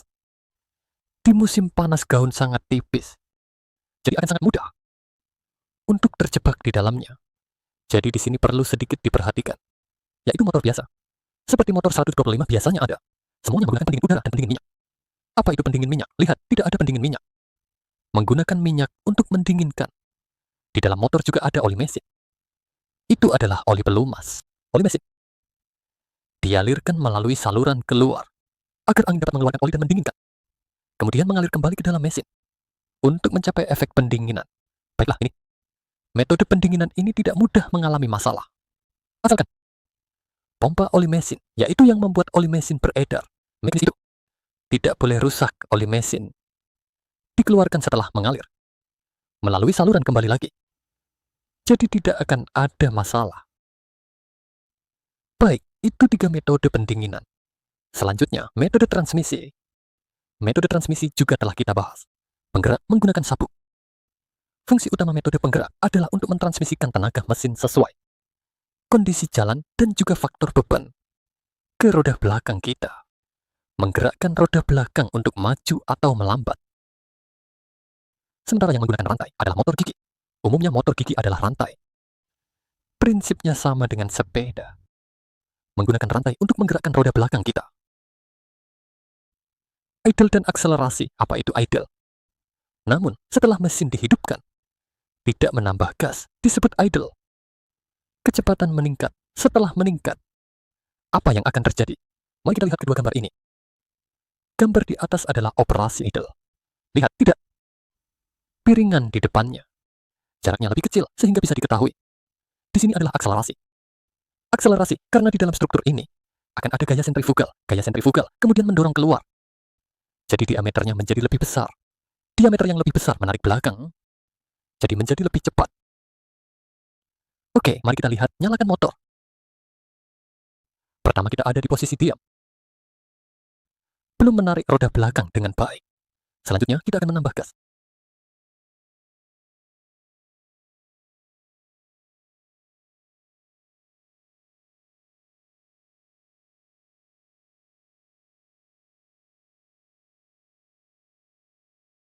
Apakah kalian memperhatikan? Setelah menambah gas, piringan ini menjadi lebih besar. Karena ada desain di dalamnya. Melalui gaya sentrifugal. Jadi saat menambah gas, diameter depan menjadi lebih besar. Tarikan ke roda belakang. Ini adalah prinsip tanpa batas variabel. Tadi itu adalah prinsip dari transmisi. Kita tidak akan melihat animasi di sini. Kita tidak melihat. Ini ada animasinya. Ada animasinya. Saat mengemudikan, kita sudah membahas sebelumnya. Di depannya masih ada 2 pegangan. Namun ini bukan rem. Kanan depan adalah untuk rem roda depan. Kiri adalah kopling. Bagian perpindahan gigi berada di tangan kiri. Di sini, di tempat ini, di sisi kanan adalah rem kaki. Jadi, kaki kanan dan tangan kanan mengontrol rem. Tangan kiri dan kaki kiri mengontrol bagian perpindahan gigi. Mari kita bahas prinsip tradisionalnya. Karena banyak remaja yang mengemudikan motor akan mati mesin dan merasa kesulitan mengemudikan motor. Mari kita memahami prinsip pengoperasian motor. Tenaga yang dihasilkan dari mesin adalah yang berputar yang akan melewati A dan B2. Maka ketika kamu menarik kopling, artinya menekan, saat kopling ditarik akan terpisah. Pegangan kiri itu, saat ditarik akan memisahkan. Itu yang terpisah. Piringan, jika piringan B berputar, dia akan berputar. Setelah ia berputar pertama kali, ia akan menggerakkan ban melalui rantai. Selanjutnya, gambar ini adalah keadaan mesin yang sedang menyala. Kita masih mengendalikan gas. Saat sudah berputar seperti lilin, kedua disipator akan terpisah. Jadi A ada di berputar karena terpisah. Bagian belakang V tidak akan bergerak. Sekalian ingin. Saat ini adalah posisi netral. Baik, kita lepaskan kopling. Ini lihat saat telah terbuka. C, ia akan berputar. Karena ini adalah posisi netral. Jadi, roda tidak akan berputar. Ban juga tidak akan berputar. Nyonya-nyonya dan tuan-tuan, lihatlah. Berputar sekarang. C sedang berputar, D tidak berputar. Apakah kita bisa? Tentu tidak bisa jika terus direkam seperti ini. Gigi kamu akan rusak. Oleh karena itu, saat ini kita harus melepaskan dan menariknya. Setelah itu, tenaga akan terputus. Gigi yang terputus akan melambat. Saat inilah kita bisa mengganti gigi. Melakukan pergantian gigi. Setelah itu, saat melepaskan, kendaraan akan berjalan. Itu akan bergerak, tidak salah. Tapi kenapa mesin mati? Karena saat kamu melepaskan 127, harus perlahan-lahan salurkan karena beban tubuh. Ia tidak bisa menarik segera. Seketika tidak bisa menarik, ia perlu menarik perlahan. Jadi, kamu perlu melepaskan perlahan. Mesin mati bisa disebabkan oleh dua hal. Pertama, kopling dilepaskan terlalu cepat. Mengganti gigi yang salah, dua hal ini dapat menyebabkan mesin mati. Jadi, prinsip dan struktur kotak gigi sama seperti sepeda. Ukuran besar dan kecil saling bertukar. Saat melepaskan kedua kalinya, mesin akan melompat ke depan. Jadi jika menggunakan gigi, mesin harus membuat keadaan kopling terhubung. Tarik itu untuk memutus tenaga, baru kamu bisa menyalakan kendaraan. Sebelum menonton video ini, mari kita pahami. Ini adalah tangan kiri kita untuk mengontrol kopling. Jika ditarik, itu memutus. Jika dilepaskan, itu menyambung. Sebentar, dalam video akan ada suara gas yang memberitahu kita, siswa. Saat mulai, bersamaan dengan melepaskan kopling, kamu harus sedikit menambah gas. Dengan cara ini, penggerak tidak akan mati, mesin juga lebih cepat. Mari kita dengarkan suara ini. Baik, ini adalah gigi kendaraan, posisi netral di sini. Gigi 1, tekan ke depan untuk gigi 1. Gigi 2, tarik ke atas. Yang lewat netral, berarti kamu harus lebih kuat untuk 2. Jika tenaga kamu terlalu kecil, ia akan kembali ke posisi gigi awal, lalu geser ke atas. Seakan berada di netral, seolah tidak ada. Jadi mereka harus dibantu, tidak masalah. Lepas. Masuk gigi 3, geser ke atas. Masih sama gigi 4. Gigi 5, saat gigi 2. Tetap sama. Seperti itu. Kamu juga harus melepaskan, yaitu peganganmu. Tarik sedikit.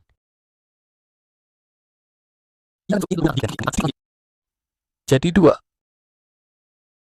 Tekan lagi, akan melewati netral. Energi matahari akan melalui netral. Jadi jika kamu menekan sedikit, itu netral. Masih sedikit netral, kita akan menekan lagi. Itu 1 gigi. Giginya akan seperti ini. Baik, ini adalah pengantar tamu kita. Baik, pelan-pelan kamu harus melepaskan. Kamu harus perlahan-lahan melepaskan tangan. Baik, bergerak, ganti 2 kali. Gunakan alat, tarik alatnya. Perbaiki itu.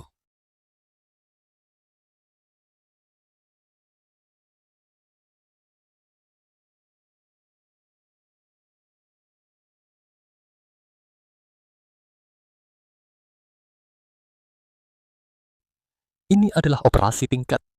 Apa yang dijelaskan pelatih tadi? Ketika kamu mulai, lepaskan perlahan, di sini ada 123. Apa artinya? Ini adalah gerakan melepaskan. Bagi menjadi 10 bagian. Bagi jadi 10 kotak. Betul, di sini ada 3 mobil 123. Mobil nomor 1, dia mengeluarkan bahan bakar. Sampai kotak ketiga, dia akan menarik mobil nomor 2. Sampai kotak ke-6, sedangkan mobil nomor 3. Sampai kotak ke-9. Titik kontak kopling setiap mobil akan berbeda. Jadi, kamu harus melepaskan perlahan. Di mana titiknya, maka jadi lebih kecil kemungkinan mati mesin. Setiap mobil akan sedikit berbeda. Tidak sepenuhnya sama. Bagian sistem rem. Ini adalah rem drum. Nah, rem kampas, mari kita lihat. Ini disebut kampas rem. Kampas bergerak, kampas rem. Sistem rem cakram pada sepeda motor. Cakram depan, cakram belakang. Cakram itu seperti ini. Ketika naik, dorong tekanan minyak. Tekanan minyak kemudian mendorong piston. Kemudian rem cakram. Rem berlapis, pastikan terjepit. Ada prinsip di sini yang disebut prinsip tekanan. Melalui prinsip Pascal yang memperbesar kekuatan rem. Melalui hidrolik, yaitu tekanan minyak disalurkan, sehingga kaliper dapat menjepit cakram, menghasilkan kekuatan rem. Ini adalah gerakannya. Menggunakan tekanan minyak, sedangkan untuk sistem kabel menggunakan kawat baja. Kawat baja untuk penarikan. Baik, mari kita bicarakan. Ini bisa dicari oleh kalian. Carilah waktu untuk masuk dan cari tahu sehubungan dengan waktu. Pelatih telah menyiapkan sambungan ini. Silakan kalian klik untuk melihat. Akan tahu bahwa cakram adalah rem. Apa fungsi rem gear? Satu situasi. Setelah masuk dibahas, kita bicara tentang ABS anti-lock. Apa itu anti-lock? Bisa mencegah ban terkunci melalui komputer. Mengontrol jalur minyak untuk rem. Karena jika ban terkunci, kendaraan mudah tergelincir. Akibatnya bisa kehilangan kendali. Baik, ada dua gambar di sini. Lihat tanpa kedua gambar ini. Rem, gambar di atas tidak dilengkapi dengan ban ABS. Jika ban terkunci, maka tidak dapat berbelok dan tergelincir, menghasilkan asap. Kunci, maka ini untuk menghindari rem berlebihan. Ini bisa mencegah ban terkunci. Bisa menstabilkan kendaraan saat berhenti. ABS dan jenis lain adalah apa itu CVS, rem depan belakang terhubung. Begitu salah satu sisi. Atau rem di sisi kanan, maka dia akan secara bersamaan menghentikan kedua roda depan dan belakang. Sebuah desain, tetapi di sini ada penjejak. Ia berfungsi ketika kecepatan melebihi 20, baru bisa berfungsi. Jenis lain juga sama. Rem SB. Sebagai pemula, ini juga versi yang ditingkatkan. Versi yang ditingkatkan tradisional. Versi tradisional CBS yang dimodifikasi. Baiklah, semua berkaitan dengan rem. Mengapa L ini? Karena takut kecepatan terlalu cepat. Desain yang menghindari. Membuat desain ini membuat kecepatan kendaraan lebih aman. Versi tradisional CBS pada rem memberikan kekuatan rem yang tetap. Mudah menyebabkan ban terkunci. Jadi muncul banyak versi CBS dan VCBS. SBS. Ada pabrikan skuter listrik menggunakan yang ditingkatkan. Dan seterusnya, rem CBS dan SBS. Saat pengereman dapat menyeimbangkan kendaraan. Tinggi badan. Keamanannya kita sudah banyak bicara. Sistem rem baru digunakan saat kecepatan tinggi. Oke, mari kita tonton video ini. Apa bedanya? Sistem aturan Kementerian Perhubungan. Di tahun 2021, semua kendaraan baru di atas 125 cc harus dilengkapi dengan ABS. Tetapi, apa itu ABS? Kamu tahu? Di samping ban ada cakram rem, di sana ada sebuah lubang. Sebuah lubang, jangan kira hanya untuk tampil menarik. Sekali-sekali, tapi sebenarnya, poin dari ABS berhubungan dengan ini. Mari kita lihat perbandingan ini. Gambarnya sama-sama terjatuh. Tanpa ABS hanya satu kali tabrak. Oleh karena itu, seringkali menghasilkan bahaya seperti ini. Gambar ABS merespons lebih cepat. Namun kadang-kadang jika kamu gugup. Jika demikian, aturan Kementerian Perhubungan, tahun 2019, kendaraan di atas 120 cc. Semua sepeda motor baru harus dilengkapi dengan ABS, dan yang di bawah 125 cc harus ada ABS. Harus ABS pada tahun 2021. Meskipun itu adalah model lama, semua sepeda motor baru harus dilakukan. Tetapi apa itu? CBS saat ini, sepeda motor listrik ini dilengkapi dengan CBS, yaitu rem depan dan belakang terhubung. Satu tombol untuk kedua roda. Namun, semua kendaraan baru diharuskan dilengkapi dengan alat ini. Sebenarnya, biaya akan dibebankan kepada konsumen. Produksi kendaraan pasti akan biaya tambahan. Sehingga harganya akan lebih tinggi dari kendaraan baru sebelumnya, oleh 1 hingga 1,5 juta. Sistem sebenarnya, kendaraan baru yang diluncurkan sekarang, kebanyakan sudah dilengkapi dengan ABS. Tetapi beberapa orang masih bertanya pada diri sendiri, jika sepeda motor lama ingin dilengkapi dengan ABS, itu bisa. Terkadang akan tidak standar. Ketika rem akan ada celah. Jika ingin menggunakan sepeda motor yang buruk, hanya patah-patah. Sudah lebih dari 30 tahun pengalaman di industri sepeda motor. Tidak menyarankan pemasangan sendiri. Dan biasanya, perawatan ABS dan kampas rem. Minyak juga perlu diganti setelah beberapa waktu. Peluncuran kebijakan baru telah menghadapi keraguan dari pemilik sepeda motor. Di masa depan, harga sepeda motor akan sulit terjangkau. Tetapi, bagaimana memilih antara keamanan dan harga? Pemerintah sudah membuat keputusan untukmu. Ini adalah perbedaan antara ada dan tidak ada. Tetapi, tetap kembali pada pepatah lam. Jika kecepatanmu lambat, kamu tidak akan menggunakan kedua sistem ini. Lalu ada jarak aman. Jika kamu terlalu dekat dengan kendaraan lain, kamu akan menggunakan sistem ini pada bagian perawatan kendaraan yang sederhana. Tadi, dari video yang awal, kita sudah membicarakannya dan akan lebih ringkas.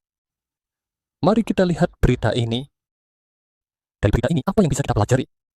Sebenarnya kita juga melihat seorang warga memegang ini adalah sabuk sepeda motor listrik. Asalnya sabuk gigi yang bergerigi mulai tergores di tengah. Lanjut berputar lebih parah. Seluruh deretan menjadi rata. Sebenarnya sama saja dengan teman biasa, kan sepeda motor selesai perawat. Dalam waktu kurang dari 300 km ada masalah. Teknisi tidak menyadari hal ini, hampir membuat mereka bertemu dengan maut. Yang paling ditakutkan adalah masuk dari sini. Jadi jika saya memutar seperti ini, apakah terjebak? Ada perasaan sabukmu bersentuhan keras. Jadi setelah melihat segmen berita ini, di dalamnya dibahas apa yang dilakukan untuk perawatan sabuk secara berkala. Bagaimana cara merawat sabuk? Hanya bisa mengamati apakah ada kerusakan di luar. Apakah ada pinggiran yang runcing? Apakah ada kerusakan itu tidak dapat dirawat? Sepeda motor ini banyak yang menggunakan.